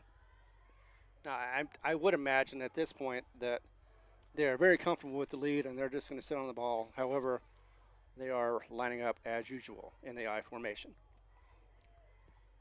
And we may get lucky enough to get the sun down earlier. So he's going back to pass. He is not finding anybody nice, shifting to the left. He throws the ball down, almost picked off as it goes in and out of the hands of the Jal Panther. Number 10. Exactly, Diego and that Perez. is Diego Perez. So didn't quite, he was almost looked like he was double teamed. There was 3 Eagles over there at least. One of them almost got the ball, just didn't quite get it, wasn't in the right position, and it just dropped to the field for an incomplete pass. Lucky for Jal. Stops the clock, though, 27 seconds left. It is going to be 2nd and 10, once again, from the 34-yard line. And as we are looking upon it, once again, it looks like they're trying to see if they can get some different looks maybe, towards the end, try to see if they can catch Hobbs off guard. Could have been a false start, but it wasn't. Instead, pass to Arroyo again. Looks like he hit him in stride, and he did. And he gets knocked down, and that was by, let's see, that would be Yuzo Reyes. But not before Jal gets a first down, and they are going to take a timeout. And that is wise because it was only 18 seconds to go in this first half. And if Jal scores again, that will definitely be a mercy rule in the third quarter for a running clock. Hobbs would be best interested to try to stop this. They only have 8. All they have to do is just make Jal run out the 18 seconds, and then it'll go into halftime with a 34-0 lead for Jal. Right now they're huddling up, trying to figure out, who needs to cover what, right? Is it going to be Cervantes taking the run, or Rodriguez, or maybe they'll sneak in Vargas? He comes in occasionally. They have so many different choices to go with. So, We're back. They've been showing more passes lately now. They're working with Ito Arroyo. Well, it's like they got nothing. I mean, the worst thing that can happen would be is if they had an interception. There's not enough time to do anything with it. Yeah. That's the reason why you do these things. Plus, it, like I said, it throws off the defense. They're not prepared for it. Well, yeah, they're not. They're so used to they're looking at the run more and more. They're keying on that one, and they don't key on the pass. That's the reason why that was a nice wide open reception. But it will be. Once again, first down, Jal Panthers. As we're watching the sunset 18 seconds to go, and here's the pitch back. He's trying to run. He's gone around the left, but no. Instead, he gets tackled really quickly. And that was just one player. Was that looked to me like that was Aiden Lahome. And they are going to let the clock run out. So we are now in halftime. Your score, Jal is leading just by a little bit, 34-0 over the Hobbs JV. And, of course, Jal is having a good one so far. They've only had a couple mistakes, but they have overcome them. And 1 point away from Mercy Rule, couldn't quite do it. Almost got a score there, but Hobbs was able to hold off. We're going to take a little break, come back, talk about this game and other things as well. You're listening to Jal Panther Sports on YouTube. Eunice Pump and Supply has been around for over 30 years and is excited to continue their services to the community. They take pride in their employees and their hard work and dedication, and most importantly, take pride in the youth of Lee County. Eunice Pump and Supply is a proud supporter of all Lee County athletics and academics. Eunice Pump and Supply, 1310 Avenue O in Eunice, another proud supporter of Lee County athletics.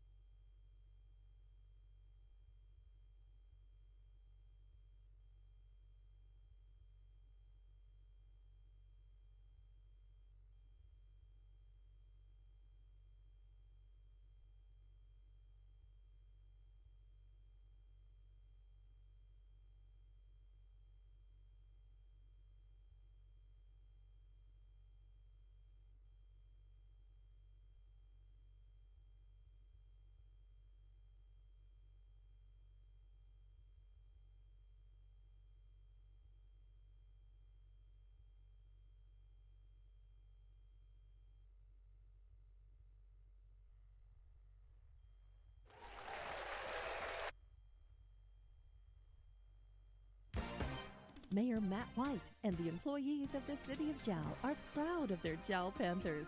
They know with determination and hard work, anything is possible. Way to go, Jal Panthers!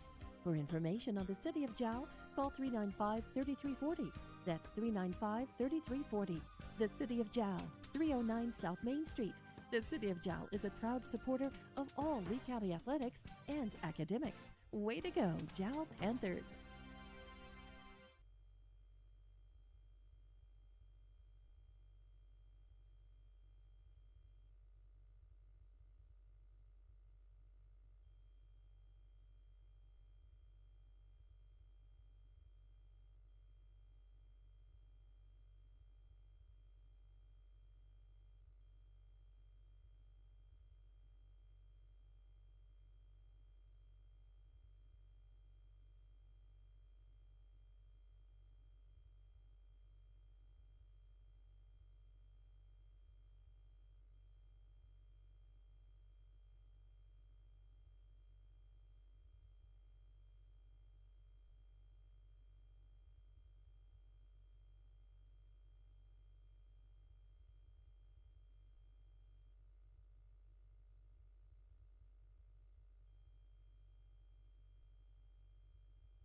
Panther Energy is excited for the Jal Panthers and proud of all the Jal students' great success this year. Panther Energy is your one stop for construction, dirt work, and environmental remediation. Panther Energy, 1179 South 3rd Street in Jal, or call 575-395-2654, 575-395-2654 for more information. Panther Energy, a proud supporter of all Lee County athletics.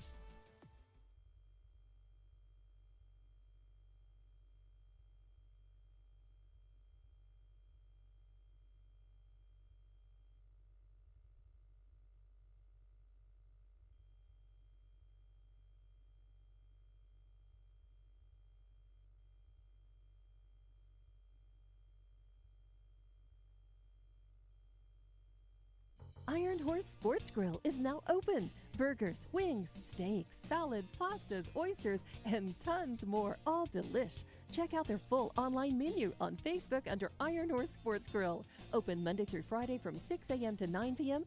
and Saturday from 7 a.m. to 3 p.m. For takeout orders, just call 395-2109. That's 395-2109. Iron Horse Sports Grill, a taste you'll remember. 204 East Kansas Avenue.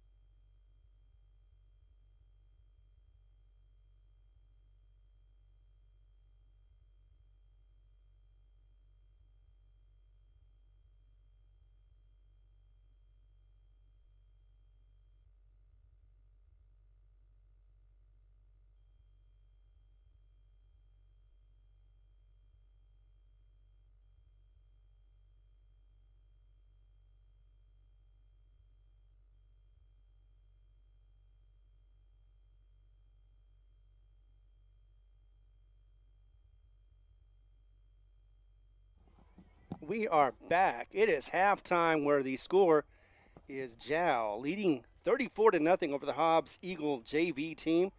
As we watch the sun set, no clouds, so we had to strain through that. But just like the Hobbs Eagles have been straining against the Jal Panthers, they had a couple of moments where it looked like they were actually going to possibly score. But unfortunately, with a turnover, they lost that opportunity, and Jal has pretty much all but maybe one time, and the end of the half was another time where they weren't able to make some points. They tried for a 2-point conversion a moment ago to try to get a 36. That would have made it over 35, as we all know, in a mercy rule clock running. But since that is not the case, we don't have to worry about that for a little while longer until Jal scores, unless Hobbs is able to make some adjustments in the second half. And speaking of adjustments, let's start off with Jal. How do you see them adjusting any other than maybe possibly bringing in the second team to play this second half?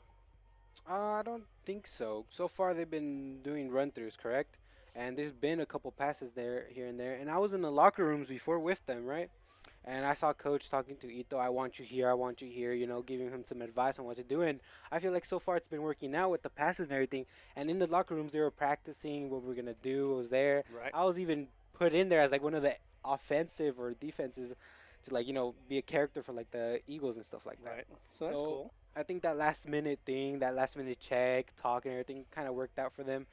And so far for the Hobbs Eagles, they were supposed to be, you said last game for the scrimmages, they had the quick huts, right? Right. Well, they definitely had it to where Coach Giles said that they spread the ball out. They get all their wide receivers out, spread out their secondary, and we were looking for that. That really hasn't happened so much, has it? Because I was expecting either a quick, short passes, like we've seen in the past from other Hobbs Eagle teams, or just simply trying to spread it out and get it. But the other problem is this, that the Jal D-line is just not giving enough time for those plays to, to come to fruition.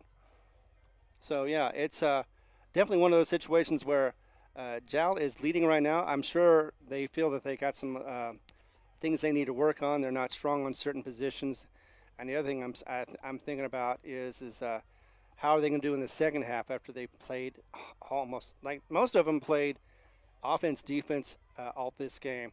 And There's been no change. Exactly. Not many players, so they have to, like, adapt and everything. And I think that kind of helps staying into the momentum, no? It does. Well, it's either going to help you or it's going to hurt you. Now, you know what they say about a rock. You know, once it's in motion, it stays in motion. Once it stops, then it has trouble getting back in again. So maybe that is working out for them. Adrenaline as well. But, you know, adrenaline has its limits, and so does hydration. You got to make sure you hydrate in heat like this. It is not as hot as it could be, but still, even after the sun has gone down, it's still probably going to be about 85. And, you know, out on the field, it's generally 10 to 15 degrees hotter than it is anywhere else.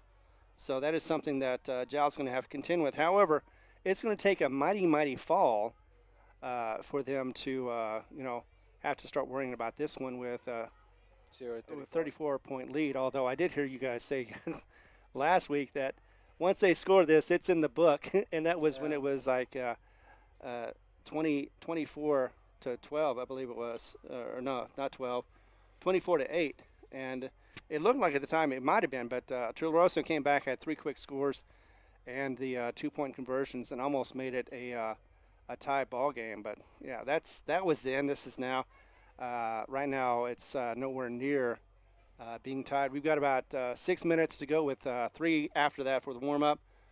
So yeah, so let's go ahead and continue talking about this game and what you think is going to happen in the second half. Second half. I kind of hope that, being biased and everything, going to Jal, keep going with the same thing. But with this, long halftime, maybe Hobbs will come up with a better strategy at going through things and thinking it through. Quick cuts, maybe running it through themselves. And for the Jal Panthers, I feel like they really did improve those practices they had after the Tularosa game. They really did think about it, a lot about it, and got a little frustrated and just came back the game better, more refreshed, and more calm and collected. Exactly.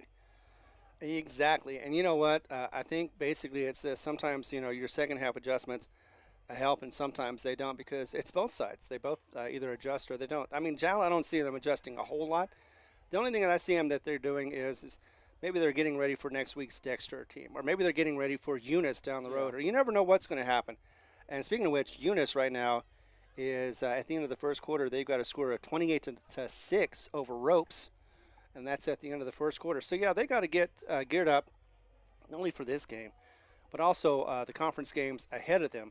Mm-hmm. And one of the things they need to do is kind of work on their passing game, and what better way to do that than in real time in a football game, because what they say, practice is practice, but it does not get you real life those hits. You don't get hit, or you don't even get the same feel in practice as it is in real. Exactly. So yeah, so some teams like to go like, okay, so here it is. Here's our safe. This is our comfort zone right here.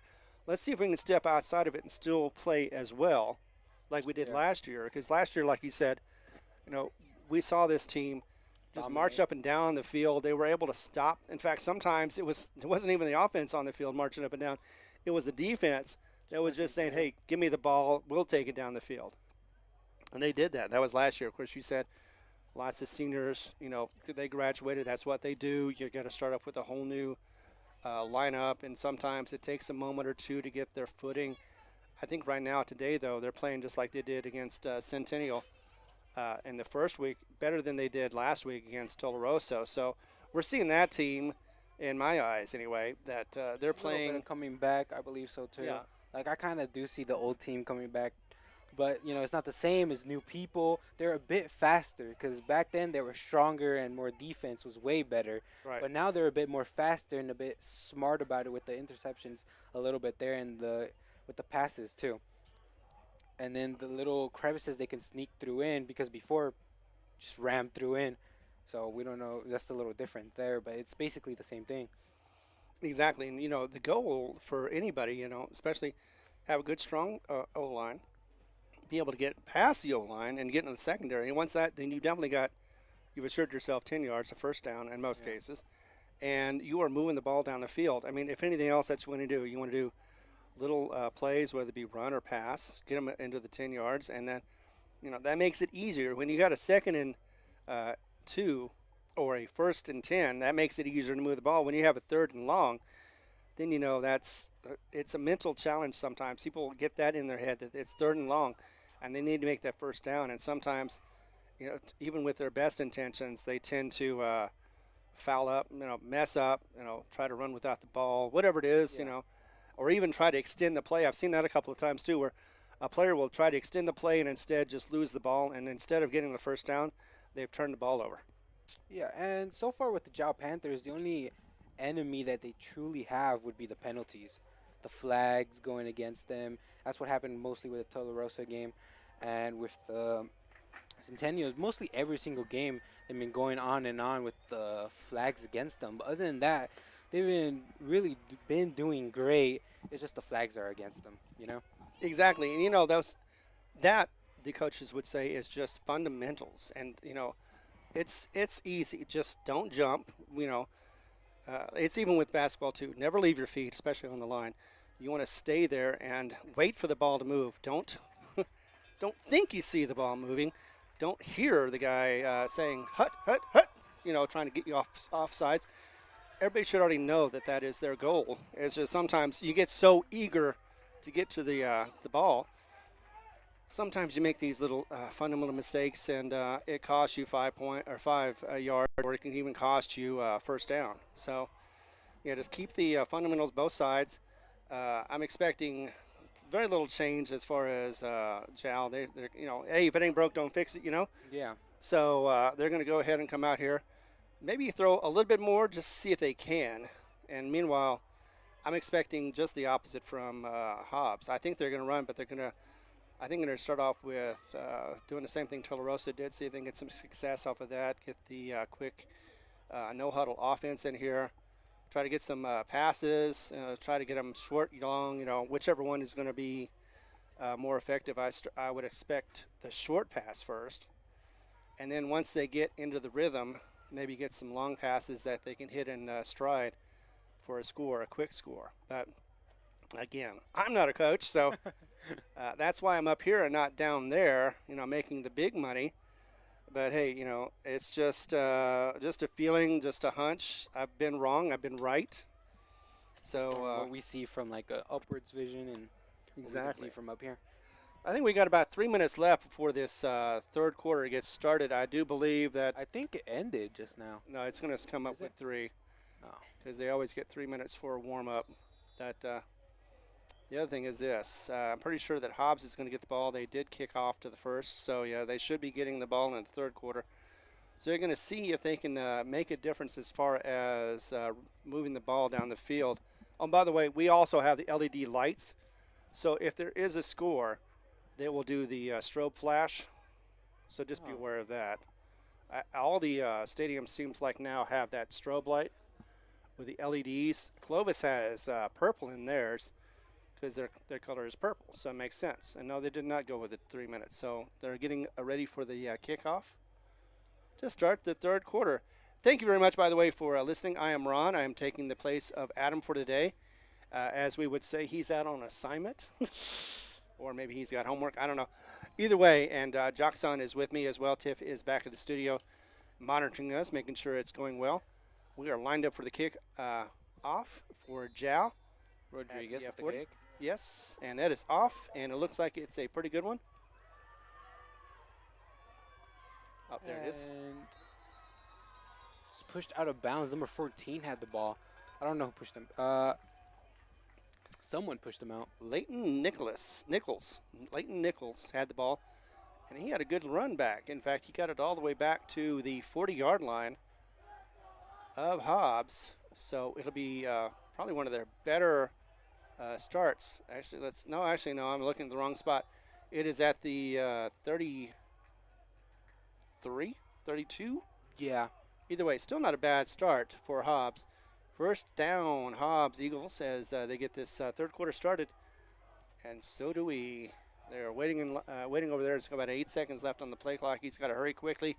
Actually ran into his fullback, and he is going to hand it off to him. That looks like it's going to be. And he makes it through. He's running. Whoa! And Brought down by Ito. And just like that, it is a long play for Hobbs. In fact, that is going to be about a 35-yard run, looks like. And he is still in the backfield, so that was Ricky Gonzalez, the running back for Hobbs, as he was able to elude a couple of tackles and make that big first down. It's going to be a pass, and it is hit at the line. Oh, and it was caught at the line as well. That is going to be, looks like Rodriguez. And just like that, quarterback got hit. His arm got hit.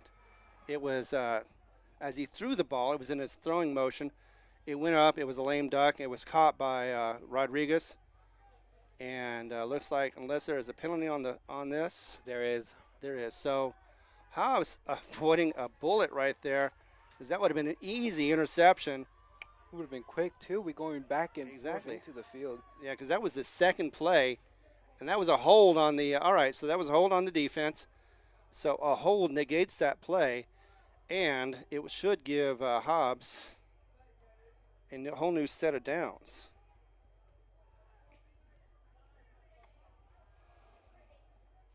As we know, it's 34-0 with Jal in the lead, and Hobbs is moving the ball once again, this time to the 26-yard line. And it is going to be first and goal. They need to move the chains unless it is, well, there's a confusion right there. So it's a first down for the Jal Panthers. Oh, because they did get the ball. Okay, so they got the ball, then they got the hold. Got it. All right, so I missed that part. But Jal, first down, Panthers. So run back to Andre Rodriguez, and he sneaks right in the middle, I believe. Wow. Still running past the 31-yard line for a first down. You know, I would call that more stumbling than running, but either way, he was able to get around that tackle. And it looks like we've got a player down for Hobbs. Indeed we do. But that was a nice little run. It's going to be second and short.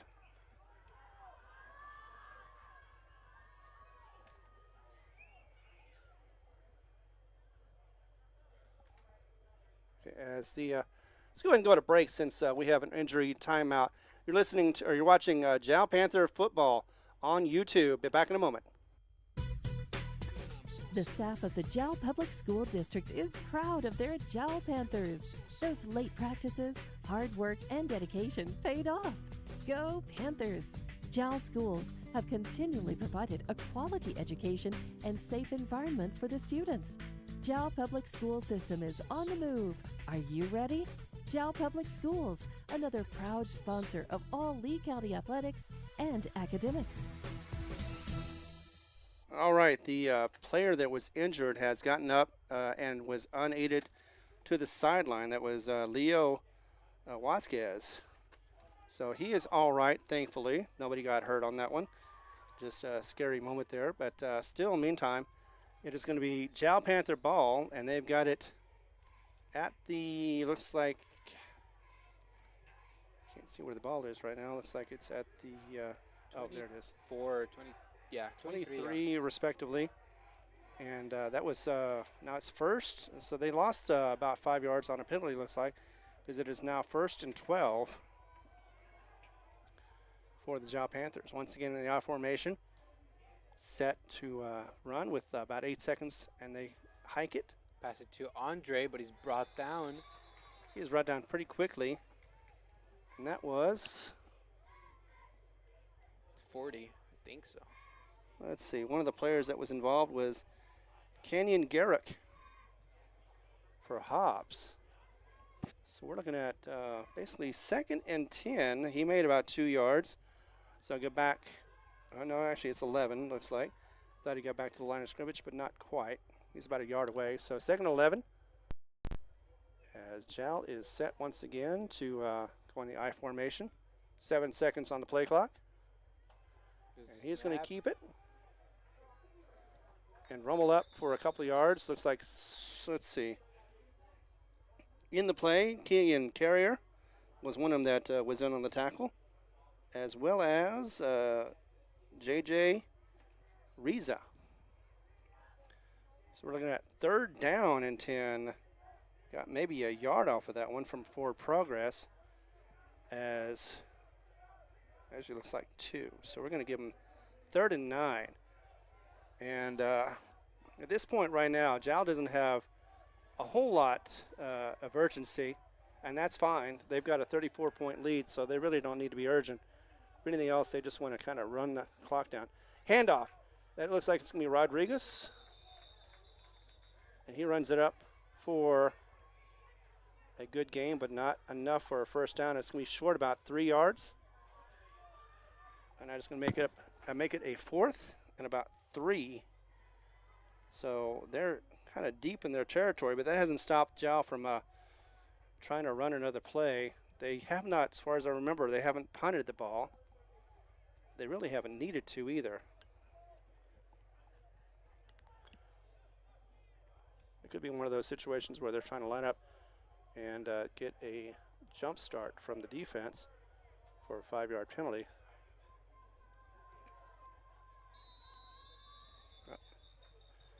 But before they could kick the ball, there's a penalty against Jal. You know, it's one of those situations where I saw the what the ref said, but I cannot for the life of me remember what it is. So let's see if I can find out real quick. Looks like the ball is still placed around the 27-yard line. But it did go back a little bit. Now it's 4th and about 8. And it went back 5. With 8 minutes and 55 seconds left on the clock. They're running it. No. Oh, that's up. It looked like that was a kick. And either way, Hobbs has jumped on the ball, and unless there's a scrum underneath that Jal gets it, it is going to be Hobbs' first down. And deep, a better field position than most for this game. And they have, 8:52 remaining in the third quarter. And yes, Hobbs definitely has the ball back. 1st and 10. Looks like it's going to be at the 42.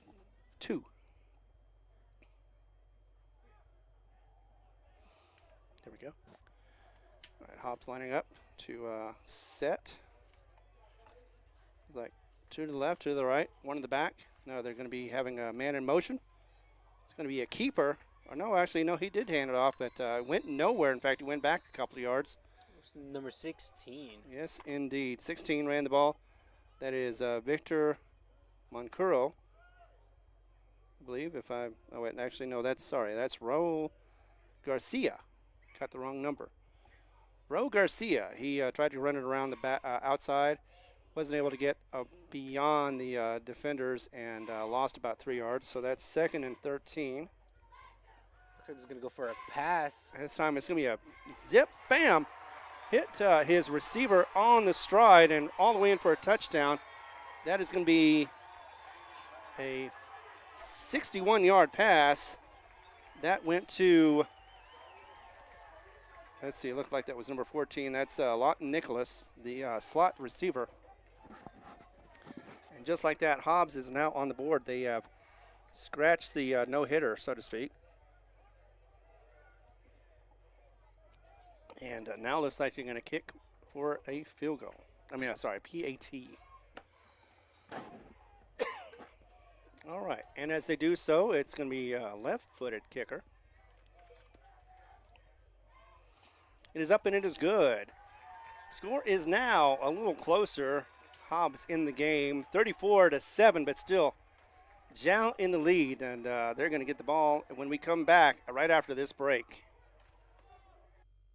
When you want an old-fashioned meal that hits the spot every time, you have to try Nana's Cafe in Jal. Nana's Cafe is known for their delicious home-cooked meals. Whether it's breakfast, lunch, or dinner, you'll never be disappointed. Call 395-2132. That's 395-2132. Nana's Cafe, 301 South Main Street in Jal, is a proud supporter of the Jal community and Jal athletics. Everyone from Nana's Cafe is cheering you on all the way. Jal Panthers.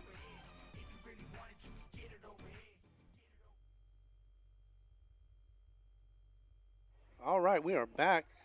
Hobbs just scored on their very first time with a 61-yard pass from Benton to, I said it earlier. No, I did, but it was a nice pass. It was on the run. It was caught while in stride. That was Leighton Nichols, and they are now on the board. But still, Jal leading 34-0, 8:41 in this third quarter. As they're about to get underway, Jal's going to get the ball again, or at least get it kicked off to him. And it's going to be going south this time, as we see a little momentum change. But let's see what Jal's going to do now, as that is a little, what is called a squib kick. It is caught at the 40-yard line. Just barely. It was almost past his legs, but he was able to corral it. And that looked like it was, I didn't see who got it, but definitely a Jal ball. First down, Jal Panthers. As they get control of it at the 40-yard line. They're 40. And it's going to be another I formation probably, while Hobbs is going to try to see if they can stop Jal and get the ball back and make this more of a closer ball game. I formation for Jal. Who's in the backfield? It's going to be Arroyo, I believe. The snap looks like Yes. he did not hand it off and keeps it. Right. And there's about 3 Eagles on him as he goes down. But he did make about a yard and a half. 2. Excuse me. So it'll be 2nd and 8, respectively. Because usually they get forward progress.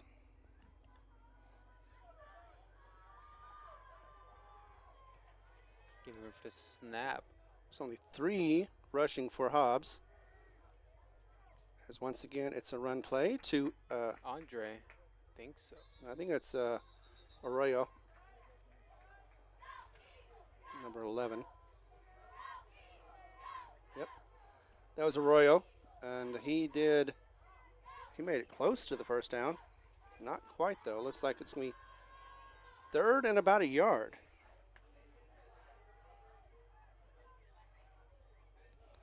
And I don't know about you, but I can feel some of the cool breeze. Of course, it does help to have a layer of sweat on.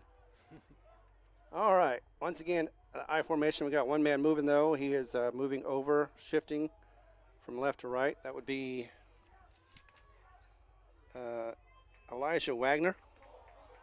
And as I'm talking, they have gotten it. Hobbs thinks they've stopped them. Oh, no, actually, no, they did because they got the ball. It was a fumble. Recovery, didn't see who did it. And that is now a first down, Hobbs Eagles. So, turnover by Jal Panthers. Very unlike them. And now Hobbs has the ball at the 49-yard line of their side. Just need 51 yards to get into the end zone. And as they change balls, Hobbs is set up to be ready. Two to the left, two to the right, one to the back, and a throw quickly to the right. That is going to be Derry Rodriguez. Rodriguez goes for about only 4 yards, but still gets a gain off of that. So slowly getting into it. Going to be 2nd down and about 6. As Hobbs is once again lined up. Jal in defensive stance. Going to hand it off this time. And it's going to be brought down quickly. By 54. Exactly. Brandon Houston. Exactly. I mean, he goes on him. As soon as he got the ball, Brandon Houston was all over him for that stop. In fact, it was probably a loss of 2 or 3. Let's go with 2. So it's 3rd down and 8 for the Hobbs Eagles.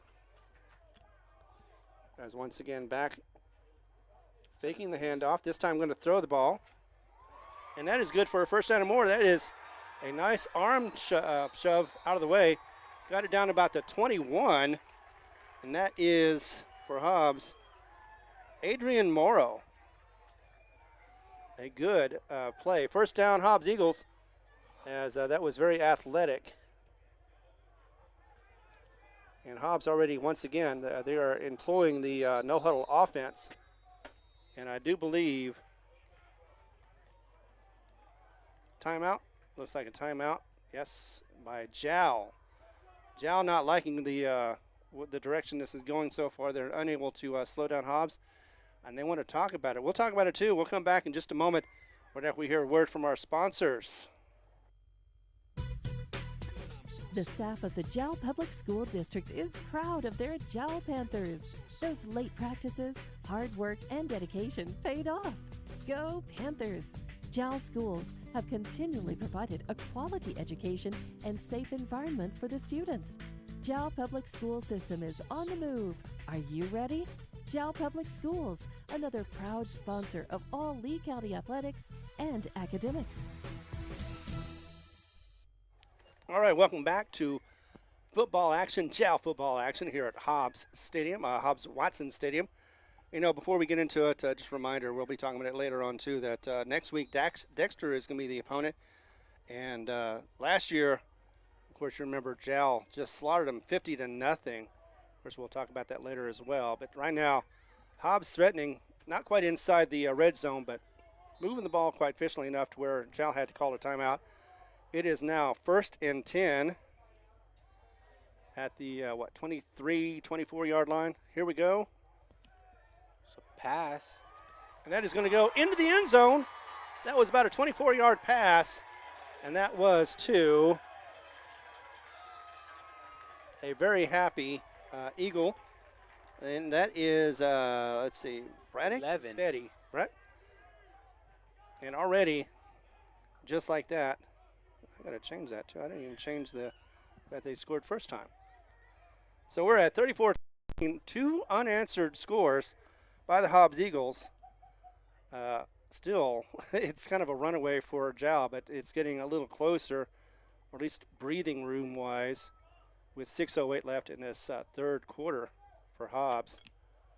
Coming up with the PAT.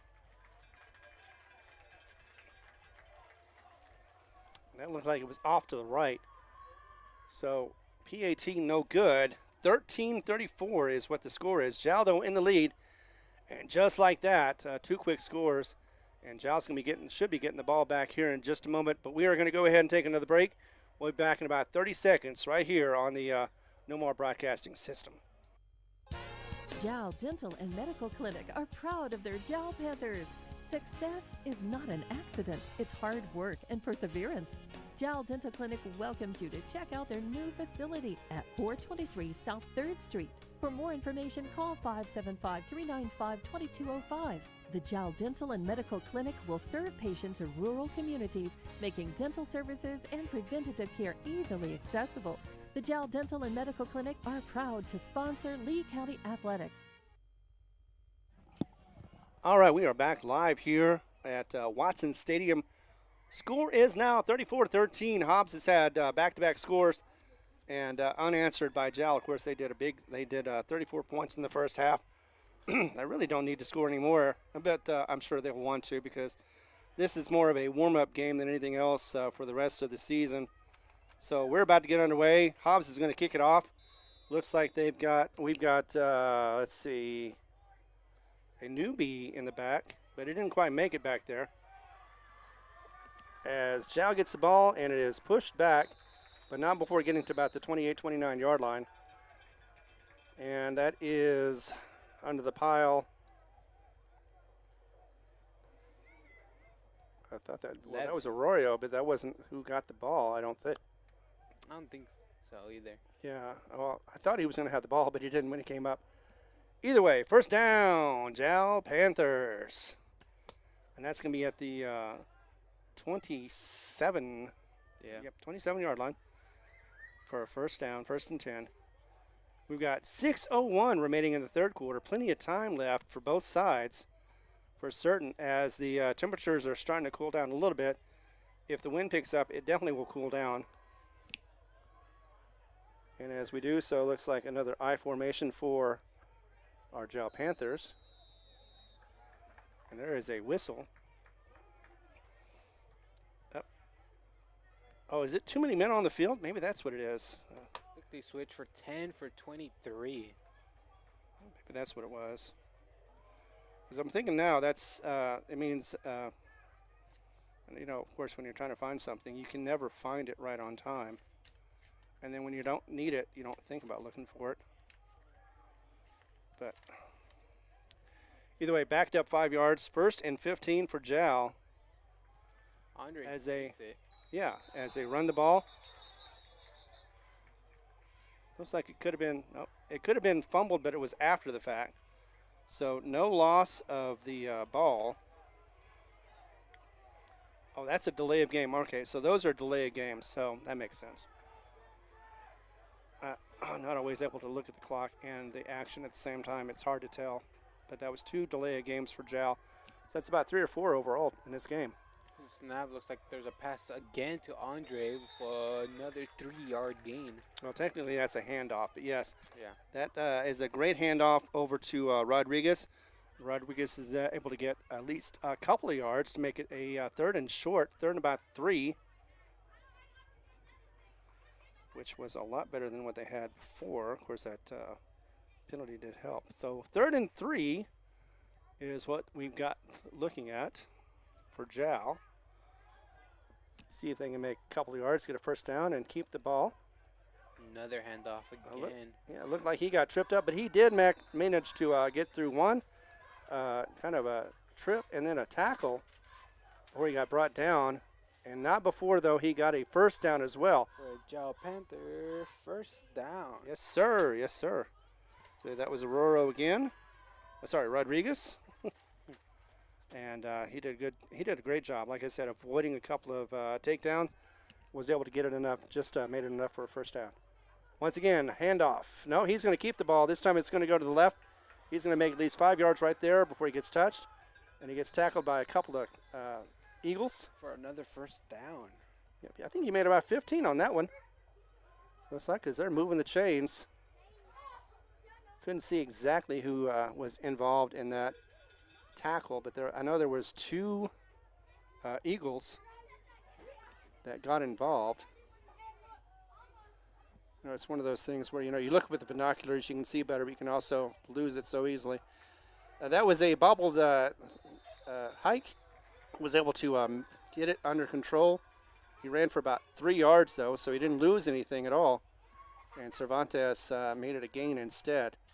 Plus, he's got the clock running, and it's 2nd and 3. Or 7, I mean. He made 3 yards. You hear some of the crowd out there, too. Sound like kids. Jal Panther snap, 2nd down. 3 minutes and 42 for the 3rd down. Looks like he hands it off again to Andre Rodriguez.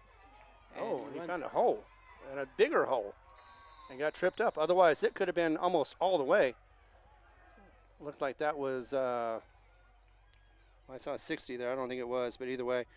Let's just say Kenyon Garrick for the Hobbs Eagles was in on the stop. But that was a nice run. It definitely was a first down for certain for the Jal Panthers. So first down, Jal Panthers. We're getting back into it. And now they're in the red zone. They're in the red zone now at the 15.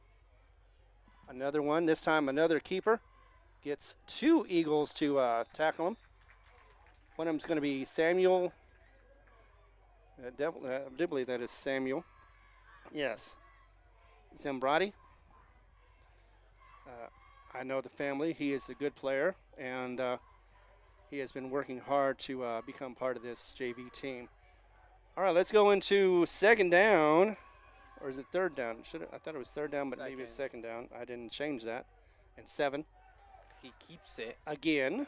And this time he gets a couple more yards. May have gotten down to about the, actually I was going to say the 10, but I think actually that was the 12. I get those lines always seem to confuse. Actually, it'd be probably more closer to the 13, which means it is going to be about 6. Got a halftime score for you from Eunice. 35-6 is Eunice on top of ropes. Looks like he hands off to Andre. He did, and then he got hit by several Hobbs Eagle players, including Peyton Davis. And that will make it a 4th down. And this is, again, one of those situations where it's like you're playing with house money. There's not a whole lot of wrong answers to do, and you really don't want to bring out the kicking unit to see if you can have a field goal. When you can test your 4th down skills and see if you can you can still make a first down without having a touchdown. So either you try for the first down or you try for both. You try for a first down, and then it just happens to go into a touchdown.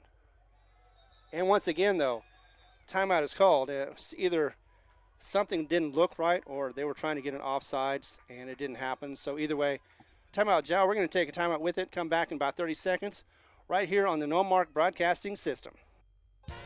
Jal Dental and Medical Clinic are proud of their Jal Panthers. Success is not an accident, it's hard work and perseverance. Jal Dental Clinic welcomes you to check out their new facility at 423 South 3rd Street. For more information, call 575-395-2205. The Jal Dental and Medical Clinic will serve patients in rural communities, making dental services and preventative care easily accessible. The Jal Dental and Medical Clinic are proud to sponsor Lee County Athletics. All right, we are back. Ron Gunner here for Adam. And, of course, we've got Johnson. I don't know why. For some reason, I just lost it.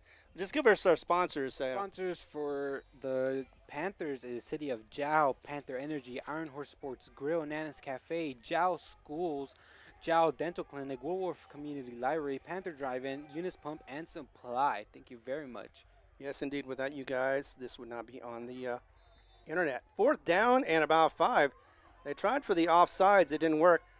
Maybe they'll try again, but they're not going to be able to call another timeout. This time it's a keeper trying to go up the middle. This time it is brought down quickly by Hobbs. That was Joshua Jones, who single-handedly brought down the quarterback Cervantes. And that is downs, one of the few they've had in this game. And it's still going to keep Hobbs deep in their own territory. However, now they do have the ball. It is at about the 11 or 12-yard line. And it's going to be a first down, Hobbs Eagles. As they are setting up the ball, getting the referees are getting in position. And here we go. Going to be a quick snap. Going to be a handoff. 2:23. And unlike before, when he had some great success, this time he's wrapped up in the backfield and brought for a loss. Seamus Wright was the runner. May actually have gotten back to the line of scrimmage. You know, one of those situations where it looked like it was a very generous spot. Actually got about 2 yards, so it's 2nd and 8. With the clock and the third quarter with 50 seconds left on there. We're probably going to run this out really quickly. Oh, there's a blitz, but up the middle, and that is a runner for Hobbs, and that looked like it was a new one. No, actually, it was the same. It looks like it was Samuel. Was it Samuel? 23. Oh, I thought I saw 33. Okay. Seamus Wright. It was the same one. All right. I didn't think that was different, but I in the binoculars, and it looks like quickly it looked like a 33. Handoff once again, right over to Seamus. And another great hole up the middle, and is able to get in the secondary. Looks like he got enough for a first down, definitely, as he hits the 40-yard line. And a great runner faking for the runs, too. Yeah, and there's 23 seconds left in this third quarter, as Hobbs is starting to slowly move the ball past the D-line and into the secondary. And they're lined up once again. Once again, Wright gets it, this time to the right. He is almost brought down. He gets a few more yards after the initial contact. And one of the things that I did notice that the first tackler was trying to do was bring him down from the upper body. And most people know if you want to really be successful at tackling somebody, you got to tackle them at the legs, because you can't run without your legs. You can run without your upper body. You can just shimmy and shake and move those legs around and be able to get out of it. But that is the end of the third quarter. And your Jal Panthers are still in the lead, even though there has been 2 scores against them with no answer for it. 34-13 is the score. Coming back in 30 seconds on the Hobbs Eagle Network. Jal Dental and Medical Clinic are proud of their Jal Panthers. Success is not an accident, it's hard work and perseverance. Jal Dental Clinic welcomes you to check out their new facility at 423 South 3rd Street. For more information, call 575-395-2205. The Jal Dental and Medical Clinic will serve patients in rural communities, making dental services and preventative care easily accessible. The Jal Dental and Medical Clinic are proud to sponsor Lee County Athletics. All right, this is the Jal Panther Network. Yeah, sorry about that.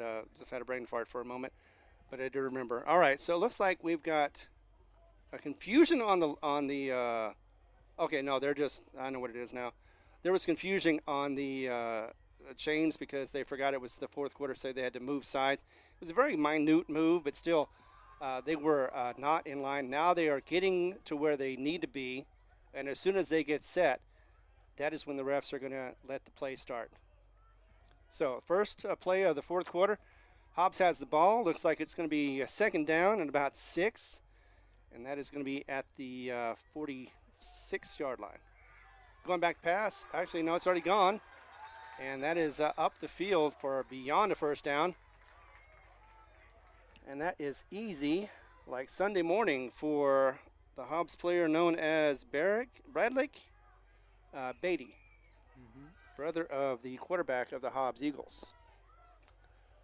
Another setback. Looks like a wide out. Going to be running the ball right up the middle. Looks like that is Seamus Wright. Once again, getting tackled, but after a couple of yards gained. And it looked like there was a couple of Jal players involved in that hit, including, of course, your favorite player of all, Jesus Caron. And it will be now, all right, again, because, I'm kind of slow about this scoreboard. Didn't have to change much. 2nd and 8. As Hobbs is lined up, they're going to be, looks like they're going to call an audible because of the, looks like a possible blitz for Jal. There's a going to be snap. passing quickly. And that is caught. And not short of a first down, but still a gain of about 6. And that looked like it was, okay, the same, their wide out, nope, that would be Braddock Betty. So he got close. He's short, just 2 yards for a first down. 3rd and 2, though, very makeable for the Hobbs Eagles. There's a snap. Looks like for another pass. A long one right there, and it's caught. Nope. Is it not? It did not. It ended up hitting the turf. Looks like that was going to be, let's see. Looks like it was going to be for Beatty again. However, though, I guess it was. It looked like it was. When I saw it, I saw the ball hitting the turf. I believe he caught it, and as he fell on the ground, just let it go. Right. Well, that was, either way, that's a first down Eagles. Caught by 11. Was brought down by Weddle and 4, I believe. Right, once again, Beatty is making that left side look fairly easy as he's catching the ball. So, of course, no huddle offense. As I said, this is what I would do to keep Jal off balance to see if you could score. So far, it's been working for the Hobbs Eagles. And it is now 2nd and short. There's a snap again. Looks like he's going to take it, but it's stopped by Weddle. Or actually by 54, Brandon Houston. And that was actually the quarterback, Benton Lee, who had a keeper on that one, did not go anywhere. In fact, lost a couple of yards. And it will be about 3rd. And actually, it's closer than I thought it would be. 3rd and 3, it looks like. Another pass, and it's caught for another Eagles touchdown right there. Yes, indeed. And that was player Leo Jaquez. I believe that's how you say it. Sometimes, even if I've been here all my life, I still get hesitant about pronunciation. But regardless of that fact, it is now becoming more of a ball game, as it is 34-19. Jal still in the lead. Hobbs slowly coming back. This is their 3rd. And that was actually a bad snap. Has to run it, seeing if they're trying to get it. Throws it in, and ends up being intercepted. No gain is going to happen. So the point after is no good. And that means that it will be 34-19, 15-point difference because of the bad snap. So instead, well, they can have 2 scores still. But they need to have 1 2-point conversion if they want to tie. If they want to win, they need 2 scores and 2 2-point conversions for Hobbs. But the Jal Panthers will be coming back. They should be getting the kickoff here in just a moment. We're going to go ahead and take a break, come back, and give you more action from Watson Stadium. The Woolworth Community Library is a proud supporter of the Jal Panthers. They are excited to have their kids back into schools and in sports, all while staying safe. The Woolworth Library staff encourages you to swing by the library and check out all of the cool stuff just for kids. Great reads for all ages. Call 575-395-3268 for library hours and online resources. The Woolworth Library, a proud supporter of Lee County Athletics. All right, welcome back to Watson Stadium. Ron Gunner here, taking over for Adam for one day. He'll be back next week, I'm sure, as you take on Dexter. That would be Jal versus Dexter. We'll be talking about that. Of course, just, you know what? I don't know what it is. I had your name the whole time, and then all of a sudden somebody hit me in the head, and it just is, it's like I'm trying to make it harder than it is. Jackson sometimes just call me. Jackson, all right. Jackson, if I want to be a little French. All right, so enough of that. We're going to get back into the action. The kickoff just about to go underway. And here we go. We got the whistle and the kick. It's going to be a very short one, and it's good to the 40-yard line, and that was taken out by Rodriguez, looks like. Yep. And just content with keeping the ball. Pretty good field position to boot, but definitely just wanting to, try to get some mistake-free ball playing and see if they can improve on their skills as they head into this season. They've had some pretty good games.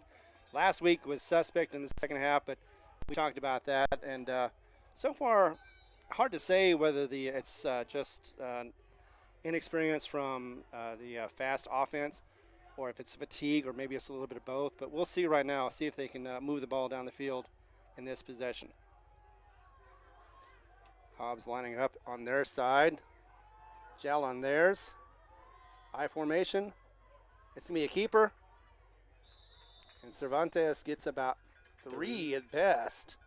He is brought down by a couple of Eagles who just take him down. He is a little bit shorter than they are, so they've definitely got the position weight-wise to take him down. But it is now 8:56 in the fourth quarter, and clock is going to keep running. I do have a feeling, though, they probably won't be passing the ball anytime soon at this point. There's a snap. Looks like he's going to keep it, and he makes it through for a long while before he was stopped by the Eagles right there by number 33. Exactly. Sam Zambrani. You know what I wanted to say? I wanted to ask about that name, too. I wanted to make sure I got that name right, and I just totally blanked it, forgot it. So, Sam, if I'm saying your name wrong, I am sorry. I'll hear about it. Actually, I was trying to get in touch with you a couple of days ago. Anyway, that doesn't matter. You know what matters is that Jal has the first down. So, first down, Jal Panthers, as they are now at the 45-yard line of their own territory, and they are starting to move the ball once again. 3 unanswered scores by Hobbs. Jal wants to get back and answer that real quickly now as they are about to run the ball again. Another non-handoff. And that is Cervantes, who gets at least 9. He goes out of bounds, and that will actually stop the clock with 7:59. And it looks like he is marked just short. So it'll be 2nd and 1 for your Jal Panthers. And once again, because I did not move anything, I just have to move the yardage, not the down. So 8 minutes basically exactly right there. Yep. With 19-34. Jal Panthers are in the lead. 35-yard line is what Jal is on once again in the yard formation. And Hobbs looking to prevent another, well, at the very least, another first down, if not another big run. And that is Cervantes. Caught in the backfield on that one as 2 Eagles converge on him. And that was, actually, you know what? The funny thing was is I was looking at 1 and I thought I got the other number, but I ended up getting 1. So it's going to be J.J. Reza, who was in on this stop. I know there was another one, and I do apologize. I was focused. I tried to focus with my glasses, and it just, like I said, I thought I was getting the other guy. I got 44 twice. So either there's 2 44s or I'm just losing my mind. 3rd down and short, about 1.5 yards is what we're going to call it. Looks like push him through for a first down right there. You know what? If it ain't broke, don't fix it. So that got him about 3 or 4 yards, looks like. Yeah, there is a kid running. Okay. I thought I saw a dog over there, but it's just a kid on all fours. Would be nice. If it was what? Just a little, on the sideline. On the Jal side, he was running like a dog, but I thought, why is there a dog over there? And then I looked again. So first down, Jal Panthers. That was the weirdest thing I've ever said. It's a dog over there. No, I thought, what's this? I thought there was a dog running over there, and I'm like, no, that's just a kid. Like, okay, sometimes you get some weird things going on the sidelines. And so fresh set of downs. We've got also time clock running with 7:06, and it looks like another one outside. This time at least for 10, if not more, and possibly a foul there. It looked like it was, maybe not. It looked like it was a face mask, but I don't think it was because I don't see any markers. No dirty laundry, as you guys say, so I guess they kept it in the laundry. Keep it at home. Exactly. Let them play, let them play. But either way, it's a first down. So once again, first down, Jal Panthers.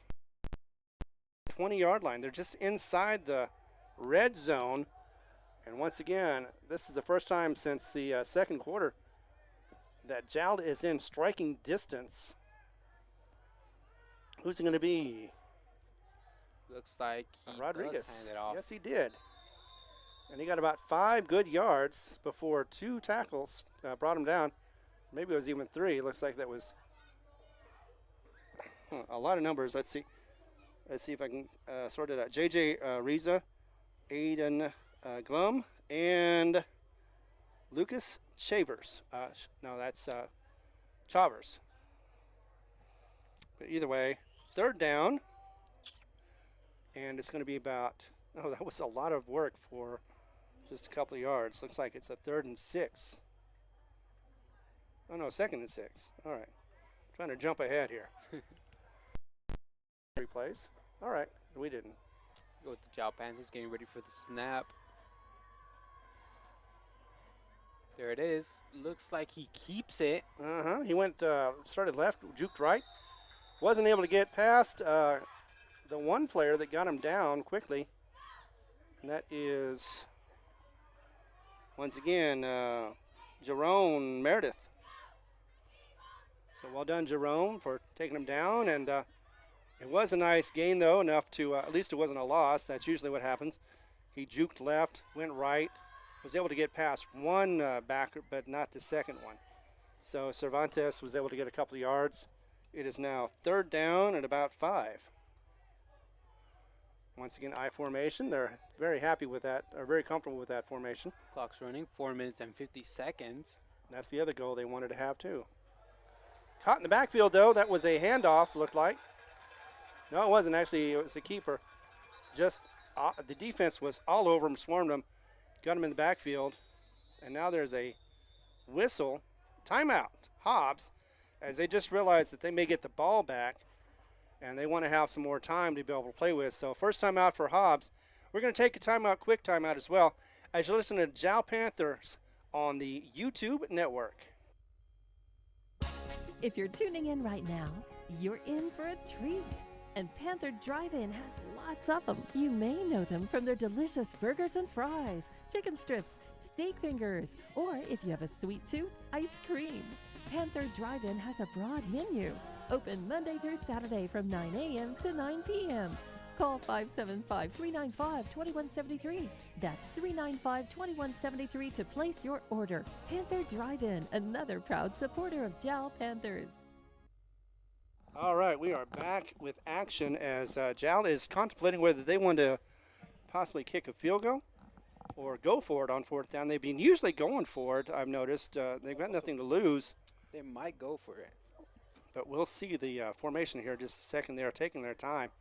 They do have 25 seconds on the clock. Actually, no, they haven't started the clock yet, so they've got more than enough time to figure it all out.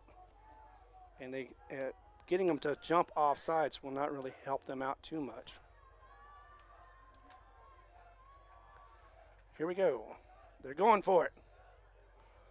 Nice quick pass. double teamed, and he still managed to make it. And the flag, but don't worry about the flag because it's not going to count. It is a touchdown.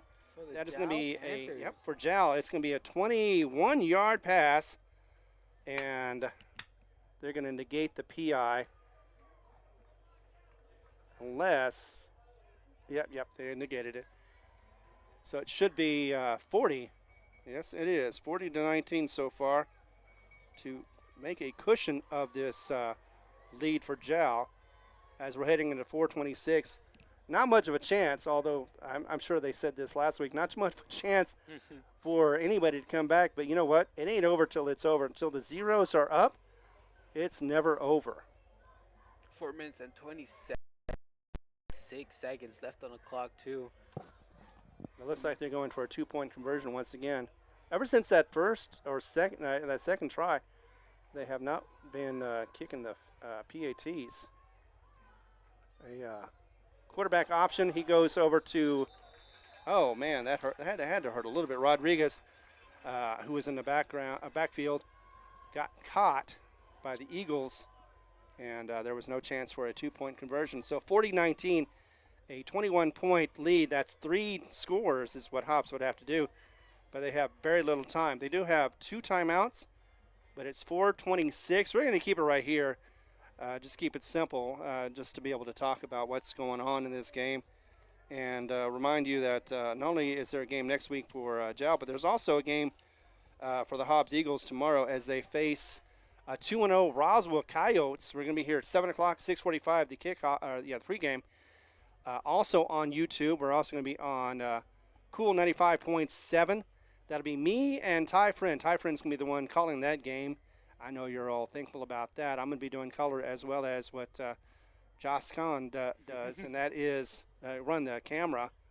And once again, I want to thank him for running the camera. Also, quick shout out to the boys because they won the broadcasting award for being recognized as a student and or future broadcaster. So congratulations to both the Jal Athletics broadcasters, Adam Juarez and Joscon Ramos. Oh, Ramos. Ramos. All right. Here is the kickoff for Jal going to the Hobbs Eagles as he gets caught at the about the 15-yard line, and it is going to be going east and west. But he is making some progress. He did break it up, but got caught at about the 38-yard line. Number 21. Was that the one who caught the ball? Yes. Okay, thank you. Because I was going to do that, but instead I wanted to see the play. Adrian Morrow was the one who did that run. So good job. First down and 10 for the Hobbs Eagles as they have 4:16. Let's see if they can make something happen. They'd probably be happy with just one score. I know they'd be happy to win, but that's logistically not going to happen unless they get 3 big strikes. But the first one, of course, happens now. And that one is in and out of the hands of who looks like to be a new player, actually. John Weed coming out, and that's, from what I know, his first play. Could not handle the ball. Wouldn't have mattered anyway. I don't think he would have made it far. I think he would have been tackled where he was at. So at least that stops the clock, no gain, and that makes it 2nd and 10. And wasting time a little bit right there. Well, the clock has stopped, so not really. So looking for it to pass, a long pass down the field, and instead, maybe it got bobbled and it got picked up, but that looked like it was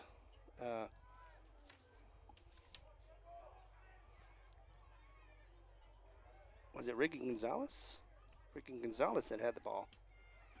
And that's going to be 3rd down and about 7.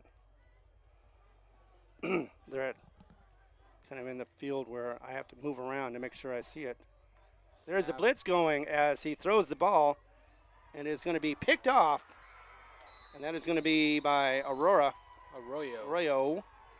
And I think that's his 2nd pick of the game. I know he had one last week, but that was just short of the receiver for the Hobbs Eagles, and once again a turnover, and that will, you can say officially, it will give the Jal team its third victory. Also, as I was talking about earlier, there is the 15-game winning streak that is mentioned, but I believe because of regular season, this will be actually their 20th game winning streak. So either way, however you put it, they still have a winning streak going on, and it's still going strong until they get to Dexter next week, and they got to play that game. But you know, as they say, one game at a time. Plus, this troop are still trying to learn, you know, what their goods and the bads are, what they can do. That was a quick one for about a gain of 2 by Rodriguez right there. So fix that. Oh, it's, yeah. So it'll be 2nd and 8 for the Jal Panthers. There's no second down, Jal Panthers. No, it's always first down, even here. And as they take their time, and they can, 3 minutes to go in this game as they are smelling victory. And that's going to be a very nice bus ride home. Here's the hike, and it was almost going to be handed off to their reliable runner, Rodriguez, but he got tackled before he got the ball. So Cervantes wisely kept the ball. However, it is still a loss, but yet it wasn't as bad looking as it could have been. And there is a timeout on the field once again for Hobbs. They still want to see if they can make something happen, and they have 2 timeouts. Well, actually now 1 timeout. We'll take a timeout with it real quickly as we hear a word from our sponsor. Eunice Pump and Supply has been around for over 30 years and is excited to continue their services to the community. They take pride in their employees and their hard work and dedication, and most importantly, take pride in the youth of Lee County. Eunice Pump and Supply is a proud supporter of all Lee County athletics and academics. Eunice Pump and Supply, 1310 Avenue O in Eunice, another proud supporter of Lee County athletics. Welcome back to the action at Watson Stadium. I am Ron, taking over for the very affordable, very affectionate Adam. And Jockson is next to me, and if I don't think about his name, I can say it perfectly. But we are in the near the end of the game. It's 2:35 remaining. Jal in the lead, just scored after 3 unanswered scores from Hobbs. 40-19, though, is the score, and Jal just basically running out the clock right now, but they're still in the I formation. They've been there all game long, so no need to change. And, you know, if it ain't broke, don't fix it. And they are looking it over and getting it down to about 7 seconds before they got the ball off. Flicked it back into the backfield, is able to get it to, looks like, Arroyo. See, again, if I don't look the name. Arroyo. Arroyo. Yeah, see, sometimes I say it right, sometimes not so much. But he did make a good gain about, especially since it looked like he might have been caught in the backfield. I think it was 2. Andre Rodriguez was the one who took the ball off. I think. No, you're right. Rodriguez, yeah. Yes. I don't know why, but for some reason, maybe it's their look, maybe it's their numbers, because it's 1-1, 1-1 Yeah. equals 2. And they did this last week with the newspaper, too. They kind of messed up the players. But it is now going to be 3rd and short. In any case, about 3rd and 3. Good defense on the Jal Panthers right there while Andre was running through, too. Well, they're on offense, but yeah. Both. Nice flea flicker back. Made it up to the line and more. And, that's Rodriguez once again making something out of nothing. Could have been caught in the backfield. Did not. Instead, he stiffed arm for a moment. Was able to get pushed past that. Not only that, but was also able to get a first down. So it may be one of the last ones, but this is it. Jal Panthers, first down. And as we look and see, it looks like it's about 2:10 remaining as the clock keeps ticking. Got about 21 seconds on the game clock, on the time clock for the play clock. 2 minutes now, exactly. Exactly. So really all they have to do, I mean, maybe not even that, is just get another first down. Once they do that, the victory is definitely sealed. Rodriguez takes the ball again for a gain of 5 yards right there. Exactly, and that's what they need to do. They just want to move the ball forward. They don't have to do too much, just as long as they get that first down especially. Then they can wrap up and get this victory sealed. Well, I mean, basically you already have it already, just in the books. So 2nd and 5. 1:25 and ticking is what the clock shows.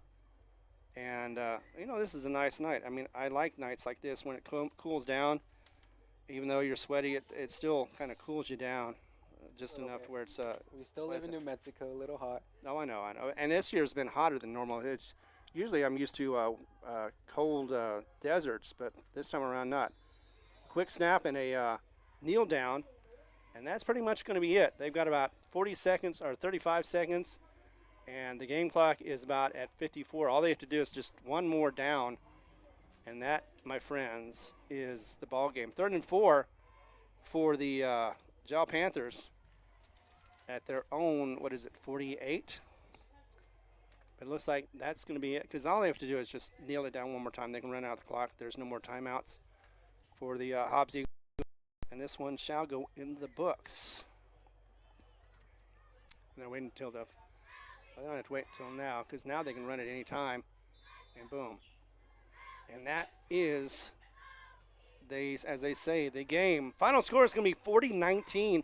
JV scoring 3 times in the 3rd and 4th quarters of the second half, as they say, but not enough, as Jal had a 34-point lead in the first half, was able to extend it by 6, 40-19, and that is the ball game. And so we're going to come back in just a moment, just talk a little bit about it for the Hobbs Eagles as well as the Jal Panthers and what's going to happen next. Right now, you're watching it right here on Jal Panther Sports, and we're happy to bring it to you by No Mark Broadcasting Services. Mayor Matt White and the employees of the City of Jal are proud of their Jal Panthers. They know with determination and hard work, anything is possible. Way to go, Jal Panthers.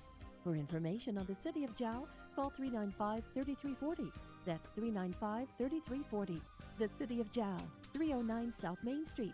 The City of Jal is a proud supporter of all Lee County athletics and academics. Way to go, Jal Panthers. Iron Horse Sports Grill is now open. Burgers, wings, steaks, salads, pastas, oysters, and tons more, all delish. Check out their full online menu on Facebook under Iron Horse Sports Grill. Open Monday through Friday from 6 a.m. to 9 p.m. and Saturday from 7 a.m. to 3 p.m. For takeout orders, just call 395-2109. That's 395-2109. Iron Horse Sports Grill, a taste you'll remember.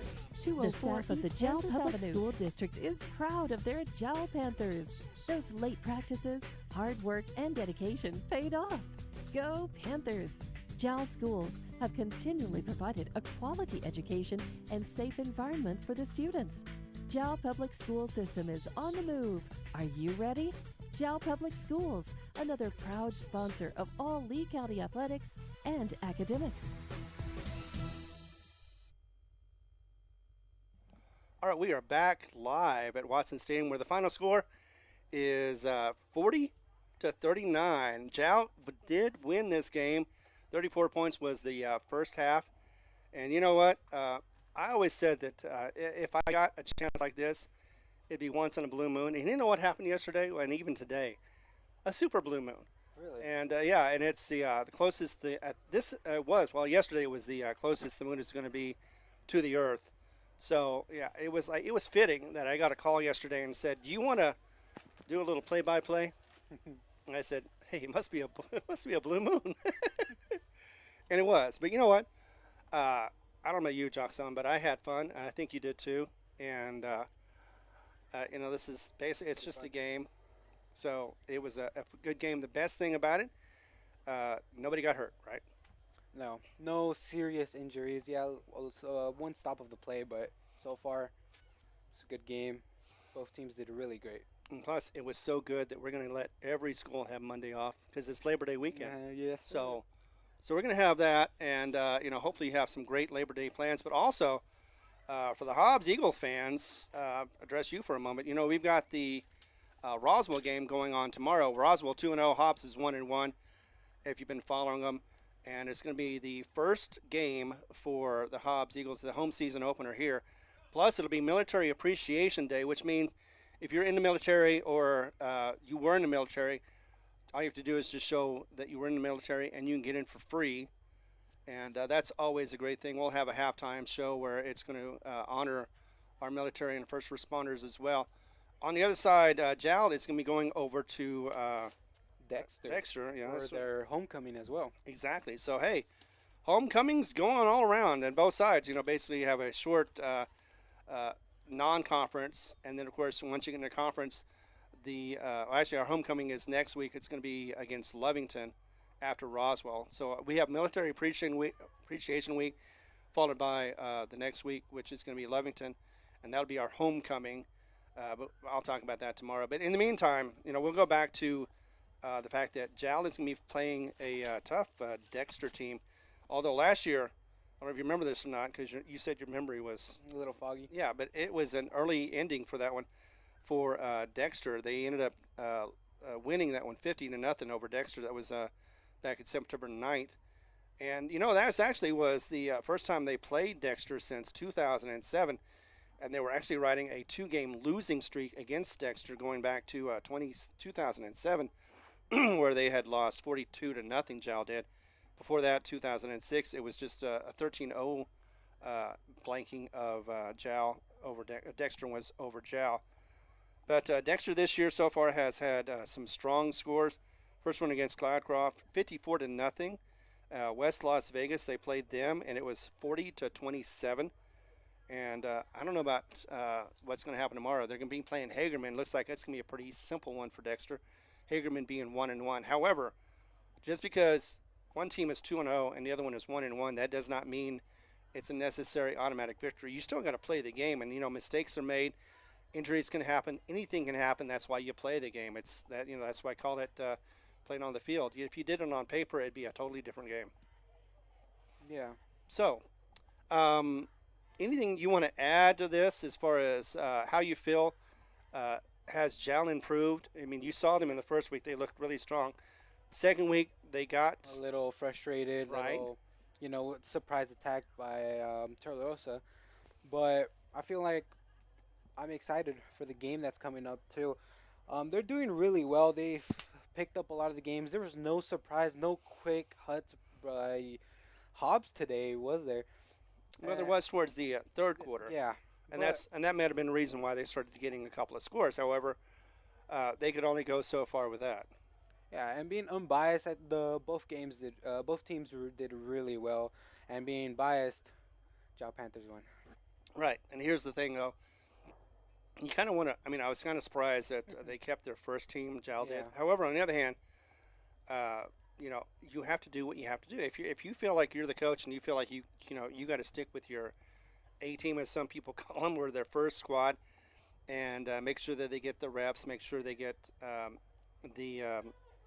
all the snaps that they need for the bigger games, as they say down the road, then yeah, you definitely want to play and get them more experience, because sitting on the sideline, yeah, that saves you injury. However, it does not get you that game experience that a lot of people, like even you said, when you first started out, it's like clunky.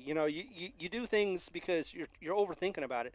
So you want to get it to where it's so fluid that you're not even thinking about it. You're doing it Yeah. like, you'll see yourself hitting buttons or running to the left, running to the right, and not even thinking about it. It's just automatic. It's set in your mind. It's like muscle memory.